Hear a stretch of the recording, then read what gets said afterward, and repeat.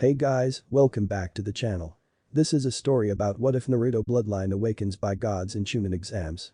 Before I start, please support for more amazing content and do consider subscribing to my channel and share this video with your friends. This is written by xXxRevanxXx and link in the description and support writer. Let's start the video. Third Ninja World War awakens vs Konoha forces. Explosions were going off all over the trenches, Iwa was pushing the front lines hard, and the last of Konoha's forces were hard-pressed to continue holding out in their current positions.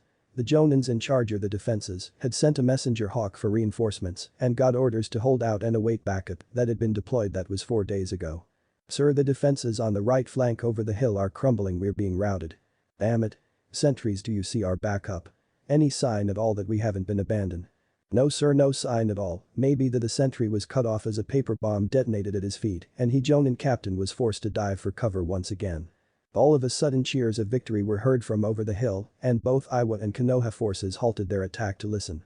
The Iwa Nin all smirked at the apparent capture of the right flank and were about to renew their assault on the Konoha headquarters until a mass of tri-pronged kunai landed amongst their forces.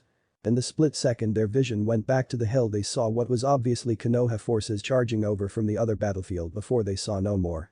From the Konoha trenches all that could be seen across the no man's land between the two opposing forces amongst the Iwa lines were a series of rapid fires, flashes of yellow and startled screams as the enemy dropped like flies, then the thunder hit. From seemingly everywhere boom after boom echoed across the battleground until everybody was driven to the point of covering their ears from the concussion of sound battering down on them. Then everything was silent. Everyone in the trenches stared in morbid fascination and if they were honest abject horror at the massacre that had just occurred in no more than 15 seconds. 15 seconds to silence the lives of over 400 men and women who were just following orders. When the dust kicked up by the concussive sound waves from the thunder died down, a figure was spotted stood amongst the carnage. Bathed in gore from head to toe, taking deep calming breaths and eyes that looked dead to the world stood Minato Namikaze. The remnants of his Horatian technique, the signature yellow lightning, crackled and faded from his body as the technique died out and he relaxed his taut muscles as he walked over to the Konoha lines. "Namikaze, that was incredible," the Jonin captain breathed out in awe of the man before him. "Don't mention it, captain. Now where is your commander? I will need a quick debriefing before I head back to Konoha," Minato stated in a low and even tone as his arm twitched uncontrollably for a split second. Strange, Minato thought to himself. I must have been affected by those acts more than I thought. Unfortunately, you looking at the ranking Jonin here, our commander got eviscerated in the third wave of the assault, the captain said. "In that case, do I really need a debrief from you if you just saw all that?" Minato slowly gestured to the carnage behind him, refusing to look lest the faces of every Iwa Nin he just killed flashed through his mind. The captain gave a sigh as he realized what was wrong with their savior. True, although should you really head back right this minute? Doing all that takes a lot out of any man, let alone someone who does it that quickly, he stated with a hint of worry for the young blonde-haired Jonin. "Don't worry, I'm fine. Still got some gas left in the tank, I should make it about halfway home before night falls." To be honest with himself, Minato was not fine in the slightest, but his thoughts right now were on the comforting arms of his beautiful red-haired Uzumaki Haim and the solace the brought along with her comforting ministrations. "Alright, if you're sure you can make it, alright, I won't hold you up. I'll hopefully see you at home when all this mess is over," and with that the captain turned around and started barking out orders for the cleanup operation. Minato turned southeast toward the Fire Nation and took a deep breath before leaping into the tree line and towards home, towards the woman who could make all this trauma disappear. From the cliffs a couple miles north of the battlefield, the Iwa reconnaissance ambush squad stared on as they watched the entire event unfold before them. "But that's impossible," stated one. "I know." There was no stopping him. All you could see was a yellow flash. At night under the stars yellow lightning crackled and arced over the body of a certain sleeping Namikaze as he dreamt of every single face frozen in horror at the sight before them as they died. Unaware was he of the change to his very being wrought by his trauma that was repressed to the depths of his mind. Unaware that his acts today had started the future. "So what do you think? I honestly don't know where I'm going with this. My original idea was for the next chapter that I'm going to write. This was a burst of inspiration that just happened." Chapter 1. Pep Talk. Naruto arrived outside the stadium full of energy and bouncing around like a madman possessed, even his arm was twitching in excitement. "Wait, what? AWWW, man," he screamed in his head. He thought his damn arm had stopped after that motivational talk with Hinata-chan. "Wait, Chan. When did I add that? No distractions, Uzumaki. That can wait. You've got a promotion to score. Flashback no jutsu. Naruto was walking along trying to get his arm under control, cursing the fact that he started to get nervous now when the exams are an hour away. He realized he was near his old training ground and decided for a quick visit when he spotted someone familiar there already. It was Hinata. "Hinata, you're alright now?" There was a quiet eep as Hinata jumped and hid behind the training post that she had been staring at. "Nah, Naruto-kun, why are you here? Isn't today the finals?" Naruto looked at her quizzically before replying. "Well, I just came to check out this practice field since this is the place I became a genin." "Oh, why?" "Nothing. Who cares?" "Oh yay, sorry." Naruto sighed in exasperation and desperation. "It's worth a shot, I suppose," he thought depressingly. "Hinata Niji's a relative of yours, right?" "Why yay?" He paused for a moment before asking the question on the tip of his tongue before going for it. "He's strong, right?" "Why yeah." Naruto looked down, what little hope he had dwindling quickly. Hinata, noticing this, quickly thought of something to say to help get it back. But you might be able to beat him, Naruto-kun, because. Haha. Yeah. I'm really strong. Haha, he butted in really quickly out of nervousness, ending all conversation as a dead silence descended on the duo. "Oh, when you cheered for me I felt like I had become stronger after the prelims ended. I started liking myself a little more to other people. It may not seem like I changed, but I felt like I was able to change. It was thanks to you, Naruto-kun, is what I think." "Haha. Thanks to me, eh? Yeah, I'm very influential." "Hey Hinata, did you really think that?" "Huh?" was her intelligent response. He paused before continuing. "I may appear strong to you, but that's because I act all tough because I'm so frustrated from always failing." Hinata's thoughts at this moment were along the lines of, "Oh my god. He's letting his mask down in front of me. Quick, help him out. Say something inspirational. Now girl." On the surface she kept calm and said, "That's not true, even when you always fail in my eyes you're a proud failure. When I look at you I get an intense feeling in my heart because you're not perfect, because you fail you have the strength to get back up, because I believe that's what true strength is. I think you an incredibly strong person, Naruto-kun." Naruto stood there in stunned silence for a moment before he came to his senses and replied with a smile on his face, "Thanks Hinata. Earlier I was feeling uncharacteristically depressed, but now I feel great. You know about you, I thought you were a plain, looking dark weirdo." Hinata's world crashed around her head for a split second. "He thinks I'm weird. But a person like you I really like." Her mind went from rock bottom to overdrive as she stared in dumbfounded silence. "He said he liked people like me. Well, I'm off to the exam. You better come watch me kick that Niji guy's ass. Later." And he left with nothing but a tough guy over the head wave without looking back. Flashback no jutsu. Kai. And? Saw as if that was long. Naruto stood there staring as the twitching in his arm died down again before striding into the competitor's entrance, riding high from the confidence boost from Hinata, and proceeded to walk out into the arena and take his place in the lineup, and then his confidence took another blow. He looked into the crowd. All eyes, and I mean all eyes apart from the younger generation, were scowling down at him from the spectators' stands, and he couldn't help but drown out the proctor and let his mind wander. God damn it. After all this work getting to the finals, proving I'm capable to be a ninja, they still look at me like I smell and look like gutter trash. What do I have to do to these people to make them accept me? And why won't my arms stop bloody twitching? I'm not that nervous." Chapter end. Chapter 2. The Power of Human Sacrifice. First match, Uzumaki Naruto vs Niji Hyuga Hade, called out in an authoritative voice and caused the crowd to break into cheers. As Naruto walked over to the middle of the field he heard Niji say to him, "Even the crowd knows your fate, Uzumaki. Listen to them predict your downfall." And listen he did, and his mood only soured more as he heard snippets of what the crowd was shouts at him specifically. Things such as, "You're gonna get what's coming to you, Brad, and revenge will finally be our demon. Also the Hyuga will get vengeance for us now. Scum, why can't they all just shut up? I don't need this right now." Naruto thought as he stretched and took his ready stance facing Niji. As he thought this, his arm gave a jerking twitch and he jumped about a foot in the air, causing people to laugh at him. "Mothers, that hurt, damn it," he mentally screamed as it felt like he got shocked all up his right arm. "And my arm is still twitching." He was getting frustrated now. This could seriously impede his hand seals and Taijutsu during the fight.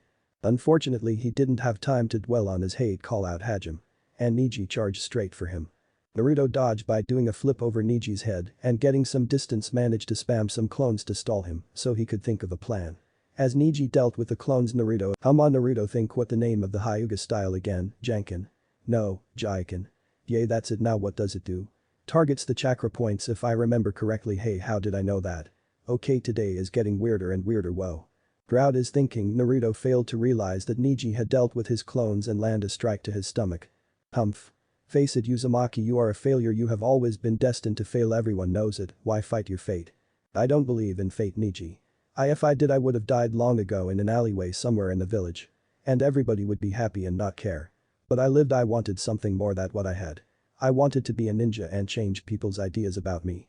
Now look, I'm in the chunin exam finals and fighting the prodigy of the Hyuga clan, the village elite. If I'm a failure then I'm a proud failure. And I make my own fate. HN, we shall see, you are still going to lose. As I said, fate is predestined. Naruto didn't grace him with an answer and just bum rushed him with more clones. Gotta think, get past his ha. Naruto realized that as he was thinking about getting past Niji's Jaiken strikes, that there were constant replays in his head, and every time he would get hit the next replay would be him getting past that strike and getting hit by the next, and so on and so on. And then a miracle happened. Naruto Uzumaki had an epiphany. I get my clones' memories and experiences. An evil grin spread across his face at the possibilities, but he quickly shook it off to concentrate on the match. Right, so if I got in now I'll get clobbered in the chest. Let's try this again, he said. Make 5 more clones that attacked one at a time. Each one dodging more strikes than the last. Naruto was actually keeping his cool and assessing his opponent. The Sandaime smirked, thanking his lucky stars. Naruto was growing up, if albeit slowly, but he couldn't help but wonder what brought this change on. He was interrupted from his musings by the Kazekage. That blonde boy down there seems to have surprised you, honorable third, may I ask why? Of course, Kazekage-sama, it is because Naruto there usually charges in first and asks questions later. To see him staying back and observing and evaluating his opponent is a great step forward in progress for him as a ninja. I see, although I don't see how that will help him defeat the prodigy of the Hyuga. A plan alone cannot win a fight. Hiruzen noticed Naruto smirk evilly before wiping his face clean and school his expression. He looked to where his eyes were focused and noticed his clones steadily gaining ground. He smirked himself, seeing that Naruto finally figured out what his clones are capable of. Perhaps you're right, but I have faith in Naruto. It seems he has an advantage nobody else knows of. Oh? And what might that be, inquired the disguised Kazekage. Wouldn't spoil the surprise for you. No, Kazekage-sama, just watch and be prepared for a surprise win. The Kazekage shifted in his seat in anticipation. Perhaps this brat will end up being more of a nuisance than I previously thought. I may have to have him dealt with later during the invasion, he thought sinisterly.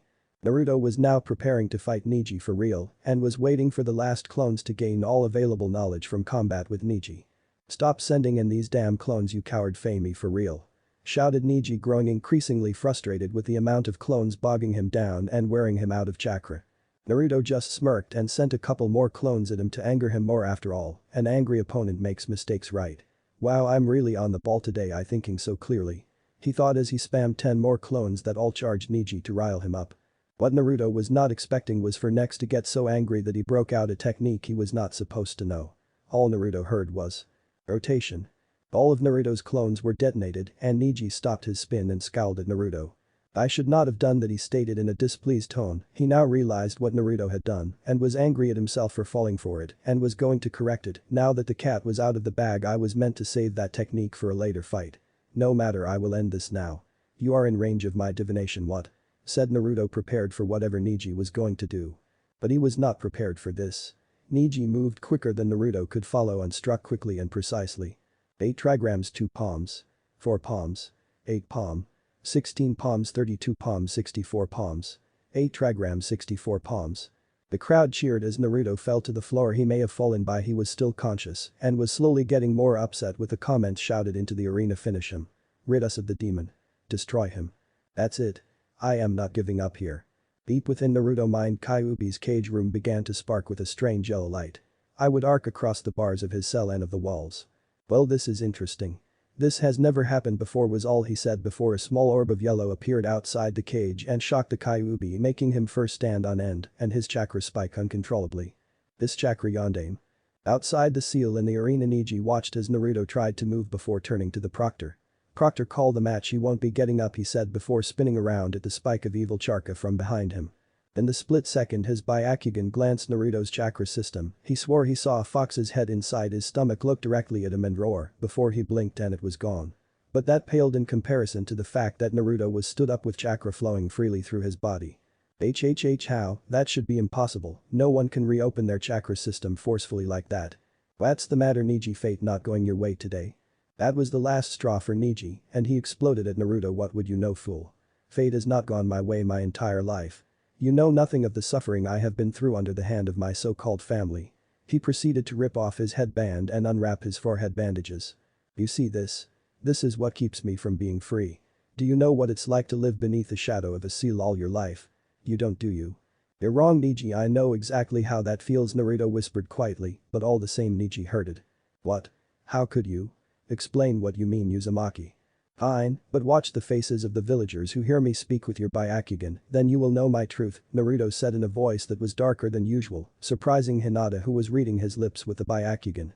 Oh Naruto, this is the second time today you've let down your mask today.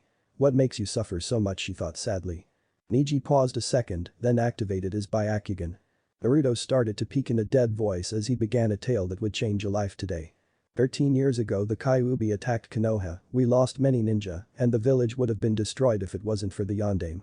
I've heard this story before, do not stall. I'm not stalling, shut up and listen. Naruto chanced to glance at the cage box to see the Sandaime looking on in horror as he lip-read Naruto and realized what Naruto was doing and shook his head, telling him not to. Naruto ignored him. Then he proceeded to attack half seriously to make it look like they were still fighting. As I said, we would be destroyed if it weren't for Yondaime, he charged into battle to stop the fox. But even he could not defeat it. So he came up with another plan. He took an orphan and performed a sealing process, placing the fox inside a newborn so the baby's chakra coils could adapt to the fox's power. His last wish was for me to be seen as a hero. But this village spat on him and his request. I was kicked out of the orphanage when I was 4. I lived on the streets for almost a year when the Sandaime found me. I was 4. Neji was so stunned by this news he could not stop Naruto before he continued. A third set up an account and donated from his personal fund for me to live on and bought me my apartment. But he could do nothing against the entire village and their biased hatred. I was banned from some shops and could go nowhere and be treated nicely apart from the Ichiraku raiment stand. I had to ask the third to deal with things to allow me to at least buy clothes for myself. And still the scorn continued. Every year on my birthday I had to hide inside in fear that the festival goers and revelers would become too enraged upon seeing me be accosted for just walking around. It wasn't until I entered the academy that it stopped, but even then the instructors treat me nicely. No help in lessons, outdated materials and equipment, and I swear to this day my tests were always harder than everyone else's. Naruto disengaged the Taijutsu fight and jumped back. So tell me, Neji Hyuga, does fate rule my life? Have I gone along with what I was dealt? No. I've fought it at every turn and fought tooth and nail to get to where I am now, and you will not take it from me. So come on, let's finish this, then maybe you can go and fight your fate. Neji stood there frozen in a stance for what seemed like forever to him before he shook himself, wiped the tear from his eye, then looked at Naruto and said. It would be an honor, Uzumaki-san. From then on it turned into who could come up with the best planned fight as they both displayed increasing ingenuity until Naruto tricked Neji's Byakugan by tunneling underground and uppercutting him into unconsciousness. He was then taken away on a stretcher. Chapter end. Chapter 3. Awakening. As Neji was carried from the stadium with a smile on his face, Naruto registered that there was no cheering for his victory. Without even missing a beat he immediately left the arena floor and got out of the spotlight.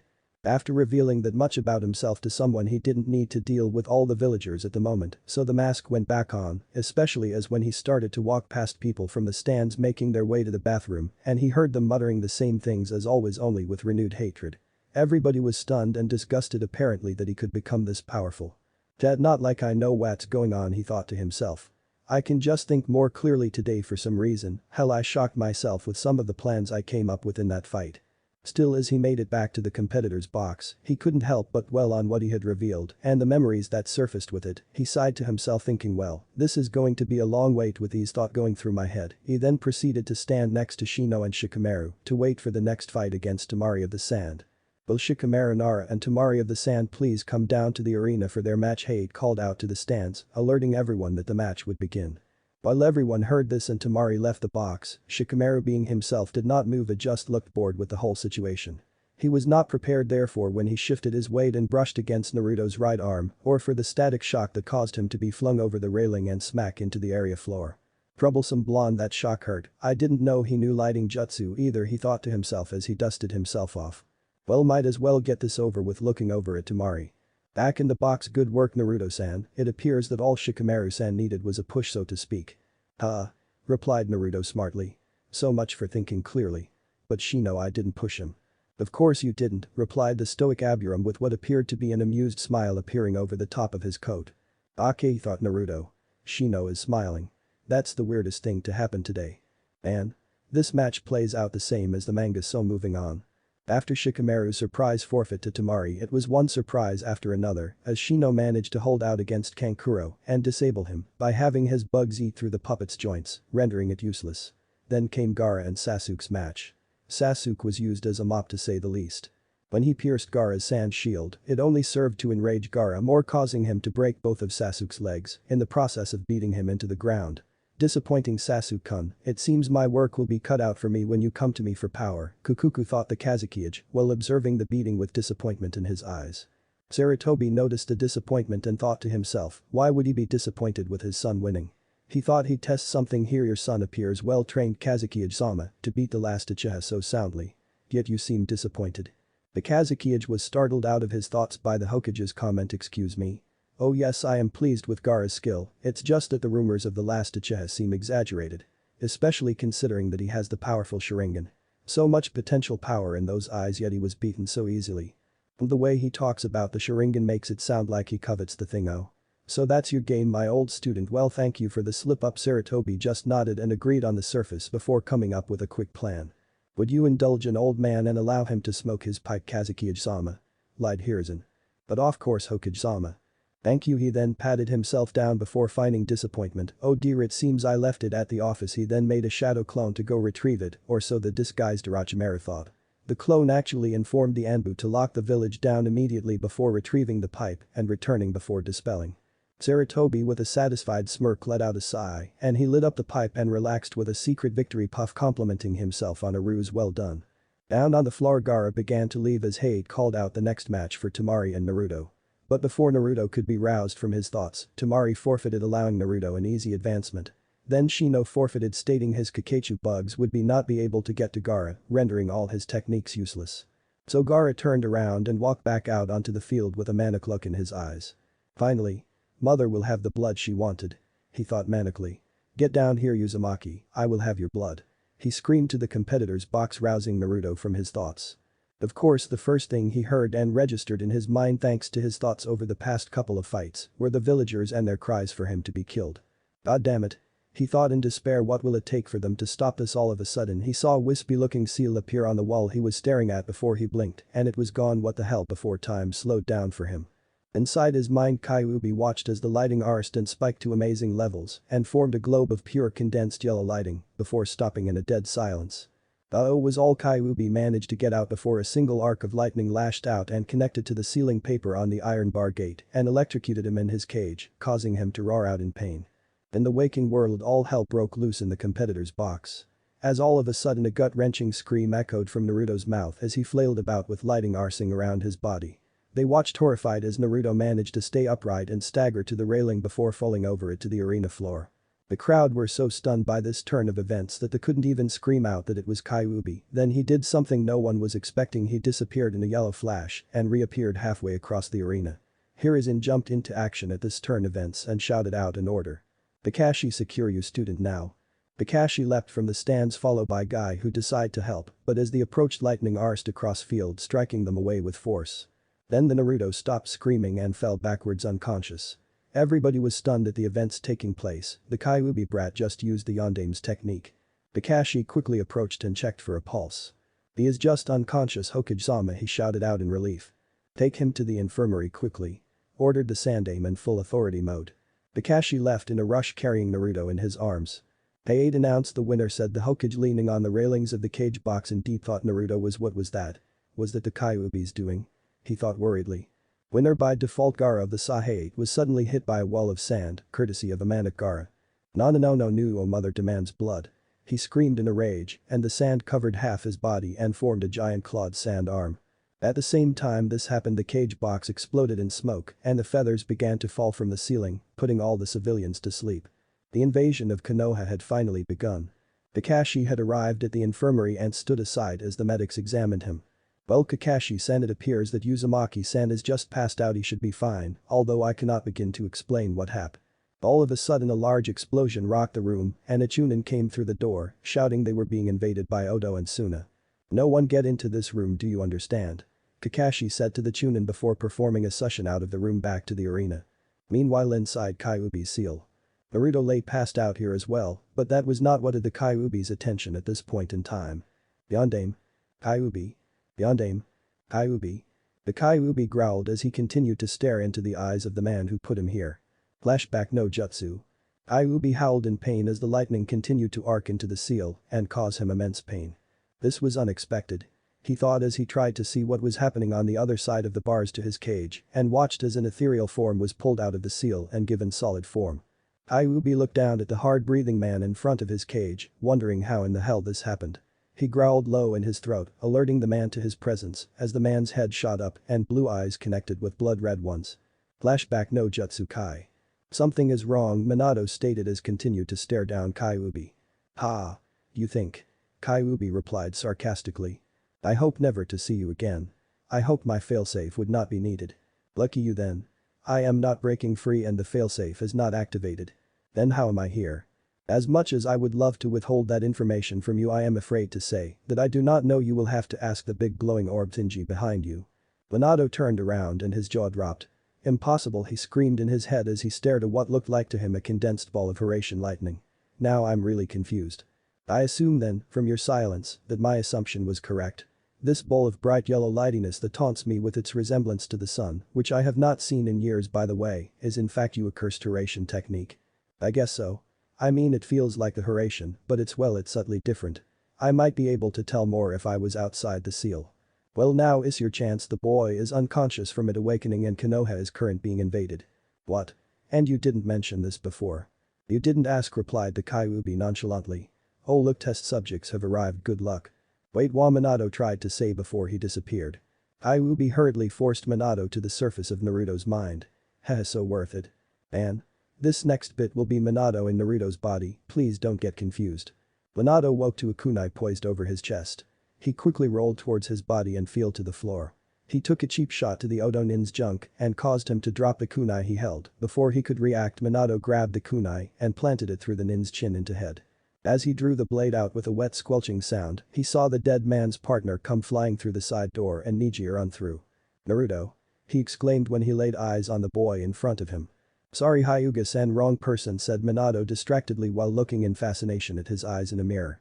Fascinating, he thought as he examined his, or rather Naruto's, eyes.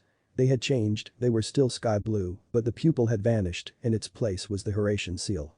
It even acted like a pupil contracting and expanding to the light exposed to it. But the fascinating part was that wherever he looked there was an ethereal Horatian seal floating over the spot his eyes laid eyes on, so that's the different feeling in the chakra. It appears Naruto has inherited the Horatian of bloodline, this is amazing. He thought with glee as he tried to teleport to the other side of the room and crashed into a cupboard. I'm a little rusty on the landing it seems. KK Kyuubi. Exclaimed Neji in slight panic. Minato chuckled at this. Wrong again, I'm afraid, Hyuga-san. I'm Naruto's father and it's a long story. Could you please locate the third Hokage for me with your Byakugan, Hyuga-san? We are under attack it seems. Hi, said a thoroughly confused Neji as he scanned the stadium for the Sandaime. He is on the roof in what appears to be a barrier of some sort fighting a make with snakes and what looks like the first and second Hokages. Orochimaru and Ito Tensei, thought Minato bitterly. Thanks kid, he said before disappearing out the door and looking to the end of the hallway and concentrating. He Horatianed to the end of the hallway and managed to stick the landing this time and repeated the process to get outside as a bit of practice. When he emerged he made his was over to someone he recognized in the arena who was fighting with a man dressed all in green with a bowl cut. Kakashi. Kakashi did a double take at the sound of that voice, turned to see Naruto running towards him. Naruto? He asked questionably. Nope, sorry, it's me, Minato. It's Naruto's body but I'm driving if you get my drift. Anyways listen, there is no time, I need some sealing paper and ink quickly. Kakashi nodded dumbly before handing over his entire equipment pouch in shock and watched as his supposed dead sensei ran away in his son's body. Minato looked to the roof of the arena and teleported to the top where an Anbu unit stood watching the fight inside the barrier. Hey, why aren't you trying to get into the barrier? Questioned Minato, frantically come to a stop beside them. We've tried kid, but the barrier is too strong, stated the Anbu squad leader who wore a boar mask. What are you doing here anyway? You should be helping the civvies evacuate to the caves. Long story short, I'm the Yondaime possessing this boy's body, now hold on to me, as soon as we're inside go for the nin holding up the barrier, it'll help the Sandaime. The Anbu squad, just like Kakashi, nodded dumbly before placing a hand on Minato and being teleported inside the barrier, not even thinking to ask how they would get into it. Nonetheless, as soon as they reappeared they went for the Sound Four who were forced to move from their positions, causing the barrier to fall. Minato Hiraition it again behind Orochimaru and tried to use a Rasengan between his shoulder blades. Unfortunately, because Naruto had never used Rasengan, it only stayed active for a second before dissipating. Still, Minato only needed a second to use it and sent the snake pedo flying across the roof. "Naruto, what the hell are you doing here?" screamed Hiruzen as he jumped back from the Shadame and Nidame who he was fighting. "I'm Minato, old man. It a long story, just switch opponents with me quick." Sarutobi started for a split second before nodding a going with the flow by jumping over and engaging Orochimaru. Minato turned to the first two Hokages before bowing to them. "It is an honor to test my skills against my predecessors," he said in a humble tone. "You are a Hokage?" asked the Nidame in amusement. "I was the Yondaime before I was forced to use the Reaper Death Seal and seal the Kyuubi inside my son, whose body you see here, along with some of my chakra when it was ripped from my wife the second Jinchuriki during childbirth." The Kages look on in amazement before being forced to charge him to attack. They did not get far, however, as Minato Hiraition it behind them and kicked at the back of their knees, causing the to keel over backwards before he slapped two pieces of paper on their foreheads and shouting seal. "Well, that was easier than expected," stated Minato to himself as he stood up as looked over see Sarutobi take away Orochimaru's arms through the Reaper Death Seal. "My jutsu? Curse you, you decrepit old fool, I will get you for this," he exclaimed as he beat a full retreat from the battlefield. "Cough cough, no you won't," whispered the Sandai mask. He turned to see the Shinigami begin to take his soul as payment before passing out until Minato stepped in the way and confronted the death god. "For the contract it states a soul for a soul. You have only taken the arms of a spirit, not the entire thing, Shinigami. You may only take his legs as fair payment, those are the rules and you know it, you greedy son of a bitch." The Shinigami narrowed his eyes before taking his dagger and severing Hiruzen's legs from his spirit before disappearing. Minato then took a deep breath and sat down next to Hiruzen to wait for the Anbu. But when they arrived they brought along a prisoner. The girl from Orochimaru's guard had been overpowered, it seems. At this point they all felt demonic twisted chakra look to the forest to see a giant tanuki made of sand rise from the tree line. Minato took one look at it and sighed. "Screw that, Naruto, you're up," he thought as he went back inside the seal and Naruto woke up. Chapter end. Chapter 4. Tearful Reunion and Explanations.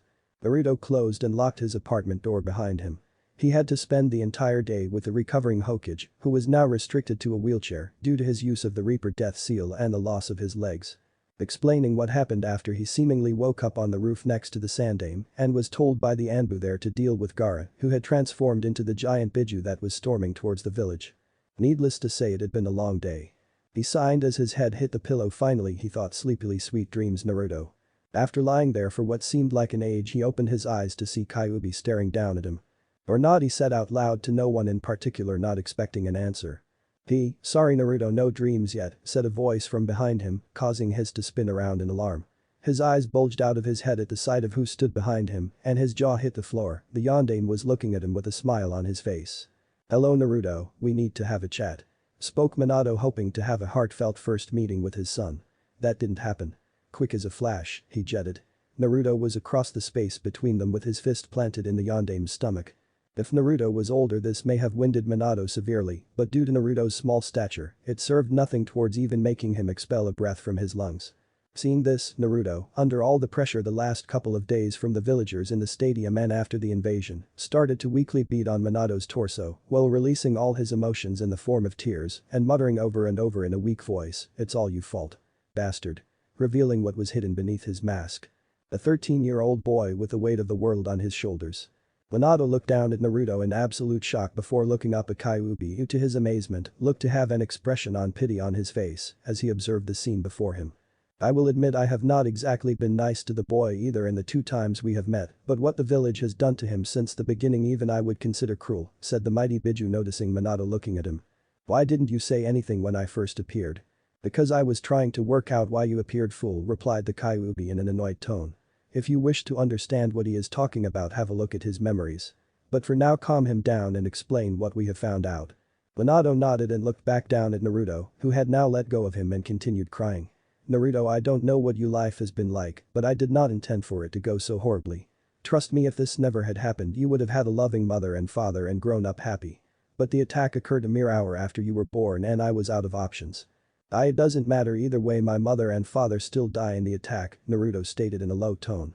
"Well, I wouldn't exactly call me dead if I'm stood here, would you?" smirked Minato playfully. Naruto just froze at those words. "What? Think Naruto, if I couldn't use my own child, how could I ask someone else to give up theirs? I knew that no matter what happened you would not give in to the pain and lose yourself to the power you contained. Your mother managed to live a very happy life while she contained Kyuubi, and while you look so much like me physically you take after her so much in your personality. Do you love Raymond as much as her? Naruto nodded with tears in his eyes. My mother loved Raymond as well, he thought with pride. Now that I'm here I'll try to make it up to you as much as I can, but first there is some explaining to do. And? I'm not going to go through the origin story as you all probably heard it before 1,000 times in other stories as well as the manga. So I'll just sum it up in a few sentences.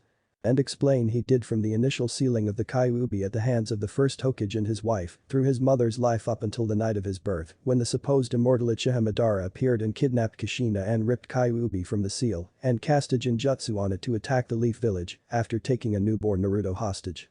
Throughout everything Naruto stood there and listened to everything amazed at the truth that had been kept secret from him, and at the end did something Minato didn't expect. He turned and walked straight through the bars of Kyuubi's cage, before bowing at the waist. I'm sorry, he said whilst still facing the floor. What?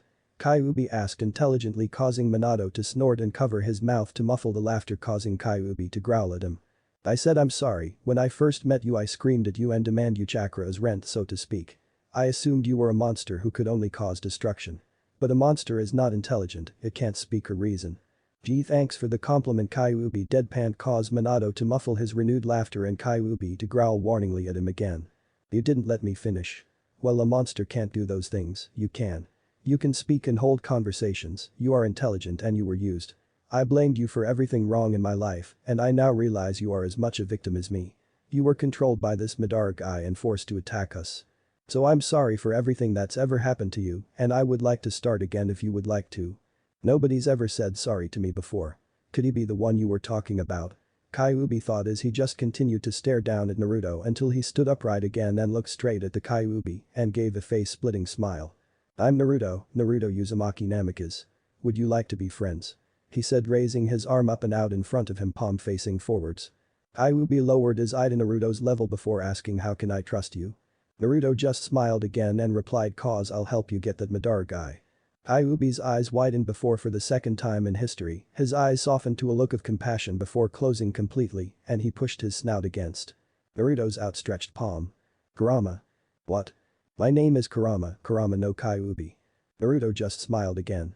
Minato's heart swelled with pride to see the level of maturity Naruto was displaying at this point and to hear his son introduce himself with his last name, as well as his mother's.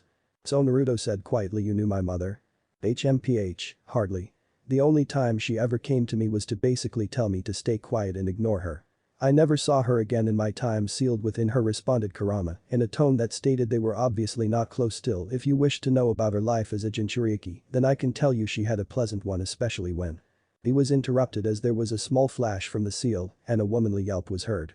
When they looked behind them they saw a woman with long red hair mumbling about stupid husbands and half-baked seals before she looked up and made eye contact with said stupid husband and his stupid seal. Minato. Kushina. Minato. Kushina. Mom. Naruto. Mom. Naruto. Arg, stop, my brain hurts, goddammit. Kyuubi. I said stop. Kurama shouted, getting a headache from the back and forth between the tiny humans. He sometimes imagined them with tiny squeaky voices, so that arg he was getting distracted, now he needed to stay focused. Yondaine, why is she here? Well, it wouldn't be fair if only I got to see Naruto one last time, so I sealed a portion of her chakra as well to help Naruto if and when he attempted to take control of your chakra. Said Minato in a guilty voice. Kurama just looked annoyed. But I don't understand how you're here, Kushina. Naruto isn't taking control, and even if he was he would need the key, and that's with Jiraiya. Why does Iro Sennin have a key to Kuruma's chakra? Naruto asked, confused. Long story, he's your godfather, tell you later. Minato said, quickly thinking of a reason why Kushina could be forced from the seal like that. Surprisingly, Naruto was the one to come up with an answer first. Maybe it's because me and Kurama are friends now. So when we accepted each other the seal thought I was trying to take control and spat out mum. That's probably right, well done Naruto. Naruto just smiled at his dad before turning to look at Kushina, who was staring straight at him as she had done since she realized he was there. His smile turned nervous when he realized he was being observed and scrutinized. So hi. He said nervously. Kushina just smiled back and Naruto knew without a doubt that this was his mother. No one could smile at him with that amount of love and caring in their expression other than a possible future lover. She then ran straight at Naruto before sliding on her knees and sweeping him up in the most tender embrace he'd ever felt from someone, not that he had much experience with tender embraces. More like blows to the head, he thought sarcastically, why in Kurama's name do I even like Sakura? Oh yeah, cause she was popular in the academy, when the hell did I delude and convince myself that she was pretty and a great ninja? The only thing that she got going for her at the moment is her book smarts and chakra control, then a thought that had been bugging him came to the surface. Hey dad, I've noticed that I'm thinking a lot more clearly lately and actually make plans to fight instead of charging, and a lot of stuff I didn't know or realize I do know. Is that because you're here? Minato smiled awkwardly before replying, well kind of, I'm the reason, but it's not because I'm here, you kind of have a bloodline I guess. Before Naruto could react, he was lifted up and twirled in the air as he heard a very high-pitched noise from his mother along the lines of squee. Before suddenly being put down hurriedly and a red-faced Kushina apologizing for the scene, Naruto just laughed it off and said he enjoyed it and it was nice to be hugged by her. Causing her tears to start all over again and resume the hugging. Minato once again stood by and thanked his lucky stars that he got to see this. Kushina was orphaned after her first home Yasushi Agakure was destroyed and she had always wanted to have children of her own and never leave them alone like she was, but events conspired against her wishes. Kushina finally let what was happening sink in and decided some questions were in order. Hold on. How does my Musuko have a bloodline? I don't have one, as the Uzumaki longevity is not really a bloodline, and if you do then you never told me about it. Kushina said accusingly, causing Minato to sweat. Well that's because I kinda didn't know about it. He said, watching Kushina's eyes steadily narrow with each word. Because you didn't know about it? Something that could potentially harm any of my future children I would have, and you didn't know about it? Naruto was on cloud 9 to hear he had a bloodline. In your face, Sasuke team. At this point he was looking anywhere but at his newly discovered parents and their now heated discussions on secrets in a marriage before he heard everything go quiet. He turned around to see his parents kissing passionately and instantly was grossed out and cleared his throat loudly. Excuse me Two-sen, I understand you haven't seen mum in 13 years, but my bloodline. There was an eep. As Kushina jumped from Minato's grip and turned bright red, he mum's doing the same thing as Hinata. Holy shit. Naruto thought as his mind went into overdrive before hearing his dad clear his throat. I am Suo talking to her when I see her next. Oh yeah right. Your bloodline is actually above us, Kushina, and Naruto looked up to see the giant glowing orb of Horatian chakra floating near the ceiling. Kushina immediately recognized the lighting and asked if it really was what she thought I was, to which Minato confirmed her guess. The thing is, it's a little different. Well, I had to use my tri-pronged kunai as an anchor point. Naruto has the advantage of a seal-based dijutsu. Yada. Exclaimed Naruto in glee. Take that, Sasuke team. Not just a bloodline but a dijutsu. Actually Naruto, it's a chakra-based eye-based bloodline. The chakra is special as it is based on my time-space teleportation technique I was famous for. Sugoi. I can teleport. Oh yeah, I rock. Naruto was now bouncing around and off walls in his excitement to the news before Minato managed to grab him and bring him to a standstill. Now listen Naruto, I need you to concentrate chakra to your eyes, you should feel them change. Almost like you have liquid pouring into your very eyes. Naruto got serious and did so before gasping at the sensation. It was almost soothing. He looked into his reflection in the water around his feet and was amazed that his pupil had changed to a seal. That seal is of my design for when I created the technique. Although it is subtly different as it is keyed to your blood, not mine, this should hold true for any children you have in the future. Kushina saw her opportunity to get a question in. How do you know all this already? Well you see, Minato stalled for time, only around his wife was he this idiotic. When it awakened, Naruto kinda passed out from the pain in the chunin exams, and then Konoha was attacked by Orochimaru, so I kinda went for a test drive, so to speak, and do some field research on it. Kushina for the 1000th time during this conversation saw right at the stupidity of her supposed genius husband. Let me get this right. You took control of our son's body, my baby, so you could go for a test drive and have fun. What is wrong with you? Minato ended up behind Naruto, cowering at the sight of his Heim's wrath as her hair raised up and split into 9 segments. Bitch be biting my style, muttered Kurama, who had been all but forgotten in this discussion. I can explain, my love, really? Screamed a panicked Minato. Kushina's whole demeanor instantly changed as her hair dropped back down and she smiled at him. Oh? Then please do explain, dear husband, I would so like to hear your reasons for it. Naruto by this point was shaking in fear along with his father, completely ignoring the fact that he was still the human meat shield for his father against his mother's wrath. He was terrified of how quickly her attitude changed. It was then that Naruto Uzumaki Namikaze decided that he would never, ever, piss off his mother intentionally anyway. He was about to be murdered by Oda Nin.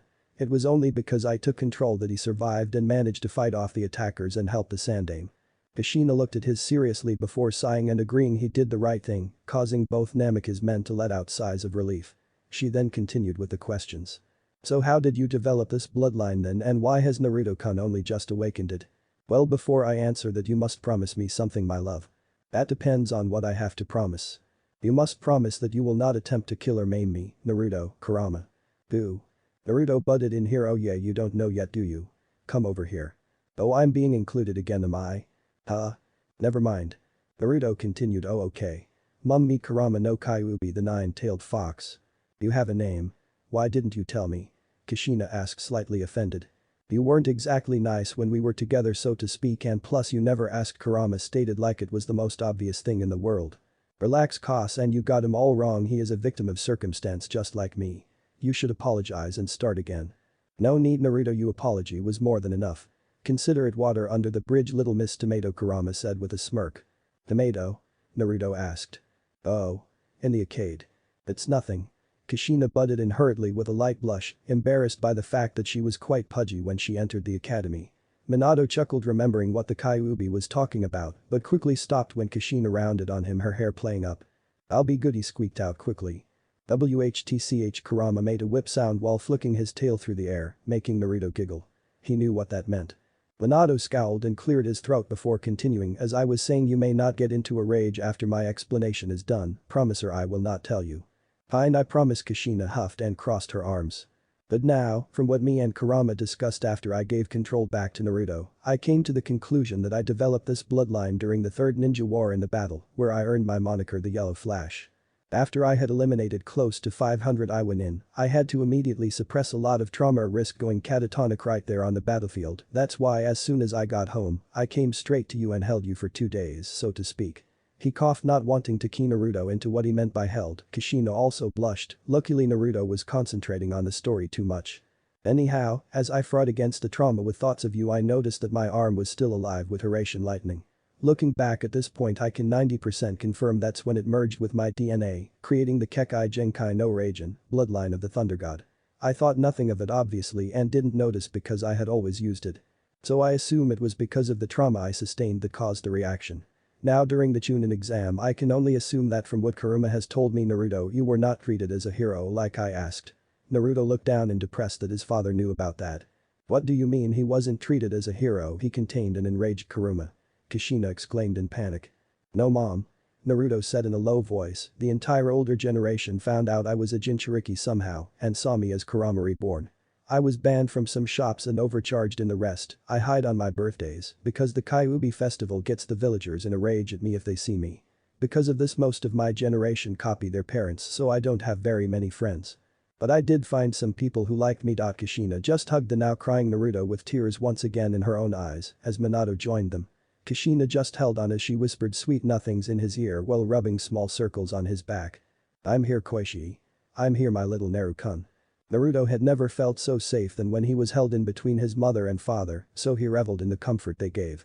Feel better? She asked after his tremors had died down. He nodded into her neck. Can we stay like this, please? I feel safe and Dad can continue his story. Of course we can, son. Now where was I? Oh yes, on the day of the chunin exams were the villagers particularly nasty. Naruto nodded. And it got to you, didn't it? Another nod. So you were remembering what they had done in the past and were suppressing trauma. In other words, you caused a subconscious need to escape and your bloodline activated. Do you remember anything? I felt like I was on fire. That was the bloodline awakening.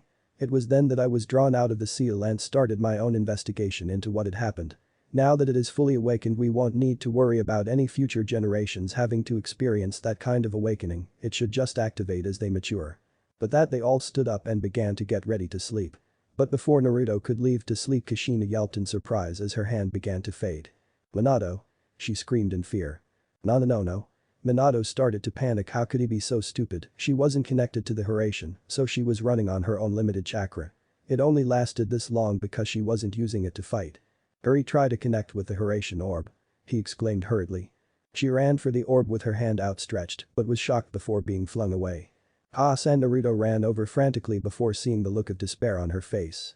I just got you back, please don't go, as he started to cry again. Hush, Koichi, it will be alright, you'll have your father here. She tried to comfort Naruto but to no avail. But I want you as well. Cried Naruto. Minato just stood by helplessly trying to think of anything. Minato, bring her here quickly. Minato and Naruto looked at Kurama to see the serious look in his eyes. Minato wasted no time in picking up his fading Heime's body and running into the cage followed by Naruto. Naruto, I need you to place one hand on me and one on your mother's stomach, make skin contact. Naruto wasted no time in doing as told but asked what he was planning. Your mother was my second container, she is used to siphoning of my chakra. If I can use you as an intermediary, I should be able to set up a chakra link with her, allowing her to live off of my chakra while residing inside the seal with me. She should survive. However, should you ever revive her in the waking world, then she will not be able to wield large amounts of chakra ever again. But she would live if that is enough for you. It is done. Both men watched as Kushina's arm reappeared at the shoulder and solidified again before her eyes flickered open. Hey, she said weakly as she saw Naruto as a bungling mess of tears and snot. Am I in heaven now? No, KKK Kurama-kun SSS saved you, cried Naruto. Oh thanks, Kurama-kun was all she managed before she passed out. Naruto dried his tears before charging at Kurama and hugging whatever part of his body he could reach. What are you doing? I am a Biju, I don't hug. Release me. Naruto chuckled as he released Kurama's tail. Can't I do anything to repay you? You're helping with Madara, that is enough. No, it isn't. Not for this, replied Naruto. In that case, could you make this seal chamber more pleasant? A sower isn't exactly nice to sleep in. Naruto deflated a bit and said, I'm sorry, I don't know how to do that. You should be able to, Naruto-kun, said Minato from Kushina's side. This is your mind after all. All you have to do is concentrate. Okay, Naruto said before closing his eyes, taking a deep breath and concentrating. Suddenly the bars and sword disappeared, leaving all four of them in blackness. Then the Horatian bowl reappeared and rose high above them before a blue sky and grass appeared overhead and underfoot. Trees sprouted from the ground and rivers carved out paths towards the horizon. Mountains rose in the background, creating a truly wondrous view. And after everything, a lovely looking cabin rose out of the ground, complete with smoking chimney and ninja training ground. Wow, Kurama stated in an amazed tone. That's my boy, Minato whispered, but Naruto heard it nonetheless and opened his eyes with a smile. Did the cabin appear? He asked before looking around and spotting it. There should be a nice big bed inside that along with everything else. He'll come back in the morning.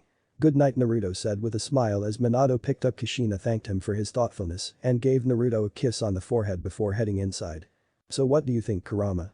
I think this is the beginning of a great friendship, Naruto. Well, it's not over yet, follow me, Naruto said walking towards the forest. In this forest you'll find nice big deer for you to hunt if you want to, and somewhere around here here it is. They came into a clearing to see a nice white marble pedestal with a purple velvet cushion on it, so large Kurama could easily curl up in it. Now you can sleep in style. This is by far the nicest thing anyone's ever done for me, Kurama said, genuinely touched at the thought Naruto put into this new seal world. Tomorrow I shall look for these deer you talked about. I haven't tasted anything in so many years. But for now I sleep in style, as you so put it. Oh yay, and if you want to fight anything, just give me a shout and I'll see what I can cook up. And with that Naruto went to sleep for real after a long and emotionally draining night. So, yay. My longest chapter, what did you think? I would actually like a review with a response to the following questions. Go to my profile and vote with the polls on there. How do you feel about taking the Yuzu from Uzumaki, which roughly translated is whirlpool, and the K's from Namikaze, which means wind, and combine them to make the surname? Uzumakaze meaning whirlpool wins for Naruto. Or should I just keep him as Naruto Uzumaki Namikaze? Should I get Danzo arrested in the next chapter and get him out of the way? I really don't like him, but I want you all to have an input in some way. Chapter 5. A Budding Love. Naruto woke up the next morning feeling like a new man, well boy. But still there was some doubt, so the first thing he did was go into his bathroom and attempt to put chakra into his eyes. To his joy he watched as a seal replaced his pupil and he proceeded to do a happy dance around his room before realizing something. His pajamas only came halfway down his forearm. He had grown about an inch overnight. Not wasting any time, he immediately went to eat breakfast and looked around for something to wear that would fit before trying to enter the seal. He sat in the middle of his bedroom before closing his eyes and envisioning the cabin he made for his parents. When he opened his eyes he saw Kuruma lying down in the field sunning himself and proceeded to greet him before going to the cabin. Before he could even get out a hello, he was glumped by his over-emotional mother and dragged to the kitchen where she ranted about their first family meal ever, stuck in a damned seal world or not. Naruto had no complaints, he was just happy he had his mom and dad back. That changed when something other than ramen was put in front of him. When he asked why they can't have ramen, Kushina looked up in shock and asked if that's what he always had.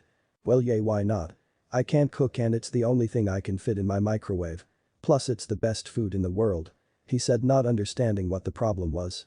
He soon realized that his mother wanted him to have a better diet if being shouted at and chased around the kitchen was any indication of the fact. Minato just sat there with a smile on his face until Kushina asked him to back her up on the diet argument, and so did Naruto. When he said ramen, they both got chased around the kitchen by an angry Kushina who was ranting about unhealthy diets and idiot husbands and sons. "But dear, you love ramen, don't you?" Minato tried in one last-ditch effort to placate his wife. "Yes. But I wouldn't have it for every meal that is just unhealthy for my Naru-kun," he a growing boy.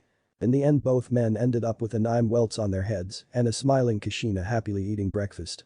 "WHTCH" was heard from outside and both men scowled at the window. "Oh, there was something I forgot about last night, Naruto," Minato said, turning to his son. "You ask if I'm the reason you're thinking more clearly.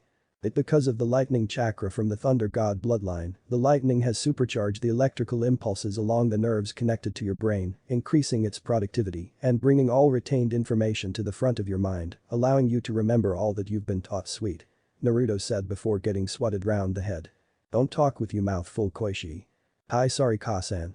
Now on to more serious business. You need to go see Hiruzen after breakfast and ask him about your inheritance. You'll need all that we left you if you want get serious training done, and also you're going to need my research materials for looking for a way to get us out of here," said Minato in a business tone.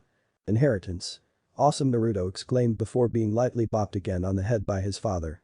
"This is important, Naruto, please listen." "Hi, sorry," Naruto replied while rubbing his head with an embarrassed look on his face. "Good. Now, when you get there you must tell him code 66 Hokage's eyes only to get him on his own, he'll know what it means. You must do this so Kurama can release a burst of condensed chakra, the Anbu that guard him wouldn't survive it otherwise. This should make sure you're not being listened to and be safe for you to tell him about everything last night, then ask about the inheritance and get the location of mine and your mother's old home. It's a large apartment in the Central Market District. And I think a large family apartment would suit better than a mansion, don't you think? I like to be a little realistic. Plus the fact the flashback scenes of their home when Jiraiya visits appear to look like an apartment. You'll have to find my idea book amongst mine and your mother's stuff, it has all my idea and jutsu experiments. That should give you a head start on ideas for ways to revive us." "Well then I guess I should get started," Naruto said before finishing his last bit of food and getting up. "See you later." "Not so fast, mister." "Mom? Those were your father's jobs for you today, I have some of my own. You need to go shopping and get some proper food so I can teach you how to cook. I will not have my son eating nothing but ramen, no matter how much we love it." But mom. "It's ramen," exclaimed Naruto in despair and desperation. "No buts. You will have a balanced diet or so help me Kami, you'll be in trouble," Kushina stated with rising anger causing her hair to start to split. Naruto seeing this instantly gave in, fearing what his mother could do to him. "Hi, shopping, I'll get right on that." His head hung low, Naruto agreed in a defeated voice. Kushina just beamed in triumph. "Good boy, you can go have ramen for lunch as a reward." "Yada. Thanks mom." Naruto immediately glumped her around her waist. "You're welcome." She then gave him a kiss on the forehead and pushed him out the door. When Naruto opened his eyes he was up like a shot. Grabbing his trusty frog wallet and shoes, he added new clothes to an already large shopping list before running out the door to the Hokage's tower. Arriving outside the Sandame's door, Naruto took a breather from the run here and calmed down before kicking the door open. "Hey Gigi," he shouted at the top of his voice. "Naruto, how are you?" stated the Sandame from his new wheelchair completely unfazed. Naruto's face fell at the sight and he turned sad. Now, don't pull that face, I'm perfectly fine," Sarutobi said to try and cheer up the sad boy. "You sure you're feeling fine? No pain?" questioned the blonde genin, perking up a bit. "Of course I am. These old bones have got life in them yet, don't you worry." "Damn right they do. So you're not in any pain? They don't hurt at all?" Naruto asked, walking forward with a small smile appeared on his face. "It does hurt and I am in considerable pain, but that is expected of the injuries I have sustained. But at least this means I'm finally retiring." "You're retiring? Why?" Naruto panicked while Sarutobi laughed out loud at him. "Look at me Naruto, I'm basically a paraplegic. If I try to move my legs it causes me considerable pain. I can't very well protect my village while sat in a wheelchair, can I?" "No, I didn't think so." "So who is going to be the new Hokage?" asked a now envious Naruto, who knew he wasn't going to be chosen. "That will be discussed at the council meeting this afternoon, so you will find out then. Do you remember what time it is? Remember you must be there to give a report on the one-tailed Jinchuriki." Hi, I remember 3 o'clock and don't worry, it'll be ready for anything the bastard council asks, count on it." "That's what I like to hear. So anyways, why are you here so early in the morning?" "Huh? Oh yay. I've been told to tell you Hokage code 66, whatever that is. Saratobi's face was instantly cooled as he barked out an order. And believe us. Naruto watched as all around the room 5 men materialized from the walls and ceiling before bowing and disappearing in a puff of smoke. Now Naruto explain where you heard that. Saratobi asked while thinking I do hope I was imagining it during the invasion, this is a bit too much. Before that Gigi I need to do something, please don't be afraid I'm in control, I promise Naruto said before he thought ready Kurama. All of a sudden the room was bathed in a sinister red glow as Kurama attempted to overload anything in the room listening in. All of a sudden 4 pops and a thud were heard and Hiruzen watched as small wisps of smoke appeared from points around the office and an Anbu fell from the bookcase on the left. Oh no, I killed an Anbu. Naruto exclaimed while running over to the body while Hiruzen stared in shock at the mask that had fallen from the Anbu's face. Rude, finally I have that evidence Danzo, you sneaky little ninja you. Oh hey, he's still alive, ain't that great? Naruto said observing the now very much alive but very passed out man. Hey, he's got a cool tattoo on his tongue. What? Let me see. Saratobi wheeled himself over and looked at the man whose tongue was lolling out of his open mouth as the mask had fallen off as he hit the floor. Saratobi dispelled the seal before calling his Anbu back in. Or, Inu, take this traitor to Inoichi, I want him to have everything he can find inside his mind on Danzo within the next 2 hours. Hi Hokage-sama said the two before grabbing the rude Anbu and leaving. Crane, Monkey, I want all the counselors apart from Danzo, informed that the meeting is being held at 1 o'clock and not 3. They again left in a puff of smoke after nodding. Rat, go and gather 4 squads from the barracks. I want you to then head over to T&I and see if Inoichi gets anything from our new friend. If Danzo has a base I want it raided, if he has records I want them seized, I want to know if he has even sneezed on the toilet, if it's in any way relevant to his underhanded activities, understand? Hi Hokage-sama. I will report immediately after it is complete. And with that it was once again just Naruto and Saratobi in the room. Wow Gigi, that was awesome. He still got it, he thought before looking at Naruto again. Thank you Naruto, in less than a week you have been instrumental in combating 2 threats to Konoha. You should be proud. Naruto puffed out his chest and acted all big before remembering why he was here. Oh yeah Gigi, can I tell you why I'm here now? Of course, come and have a seat. So tell me what you wanted to. It only took a couple of minutes for Naruto to sum up to Saratobi about everything that was discussed last night and at the end his jaw was in his lap. So let me get this straight, you have your father's best technique as a bloodline, he is alive as well as your mother, and they are with Kyuubi or rather Kurama inside your seal, and they say that everything that happened 13 years ago was because of Madara Uchiha, who has found a way to gain immortality and has been in hiding all these years, plotting revenge, is that everything stated the Sandaemin? Aw. Mom and Dad said something about inheritance. Naruto said hoping to hear what was left to him. Saratobi smacked his forehead for forgetting that particular detail. Ah yes, your inheritance, well first of all it'll give you the location of their apartment that they left to you. Everything is locked up in there, nothing has been moved and what was is in boxes in the front room. To find it you will need to get past the Jinjutsu put on the door to make people ignore it, here's the address where it should be. All you have to do is play some blood on the door and it should key to you and open. You also have a substantial amount of money that I have been leaking to you to provide your rent and living expenses, it'll make that yours officially later today and make all funds available to you. Sweet, I am rich. Naruto jumped out of his chair and hugged the Sandaime before shouting about using it for the groceries and clothes that he needed. Naruto, why do you need clothes? Come to think of it, where is your jumpsuit? Oh yay. It's the weirdest thing, but I think my bloodline caused me to grow an inch or 2. All my clothes were too small this morning and this was all that fit me. Hiruzen frowned before wheeling himself over to the cabinets at the side of his office before rummaging around and pulling out a file. While he rummaged he talked with Naruto, you shouldn't need clothes, your father's from when he was your age are still in some boxes at the apartment. Aha. He exclaimed before opening it and glancing at it, then glancing at Naruto and repeating this twice before nodding and asking, you were about 4.5 inches tall before, right? Yay, so? You're now about 5.5 now. A bit under what your father was at that age, still the clothes should fit, find something nice for the council meeting. Now that I look at you, you appear to have put on some muscle as well. Really? I didn't notice that. Naruto quickly went to the full body mirror so that he could flex and look at himself. Huh, you're right. My whole body is more defined. I love this bloodline. You can use words like defined now, can you? Saratobi queried in an amused tone. Hey Gigi, that was mean. And I already explained my bloodline does something to my brain. I'm still not smart enough to understand, but I can think a lot more clearly now and with some study it'll be around Inara's level, Dad says. Really? Then you would become quite smart indeed. Almost Hokage smart. What? Really? Naruto said, rushed to Hiruzen and looked at him excited.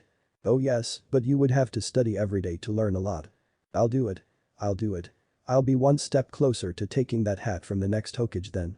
The Sandaime smiled and gave himself a pat on the back for giving Naruto the proper drive to actually do the studying. Oh, and Naruto, can Minato take control again? It would help for him to make an appearance in the meeting to prove he really is in there, or maybe Inoichi could come to your mind and verify it for the council. But we'll not just take our word for it, you know. Naruto didn't answer immediately, instead he asked Minato. What do you think, Dad? Can you make an appearance? He said in his mind. I think that you have to be unconscious for that to work. Just send Inoichi and he can confirm it for the stupid council. Okay, thanks.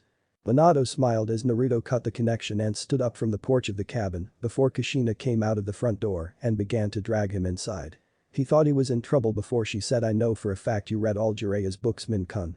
Now either you put that knowledge to use or I will bar you for the rest of your life. Minato picked her up and was in a bedroom in a flash while grinning like a madman. Man? Ha, you though that was a lemon, didn't you? Lolts, not until later maybe. Depends on the status of the stupid content ban.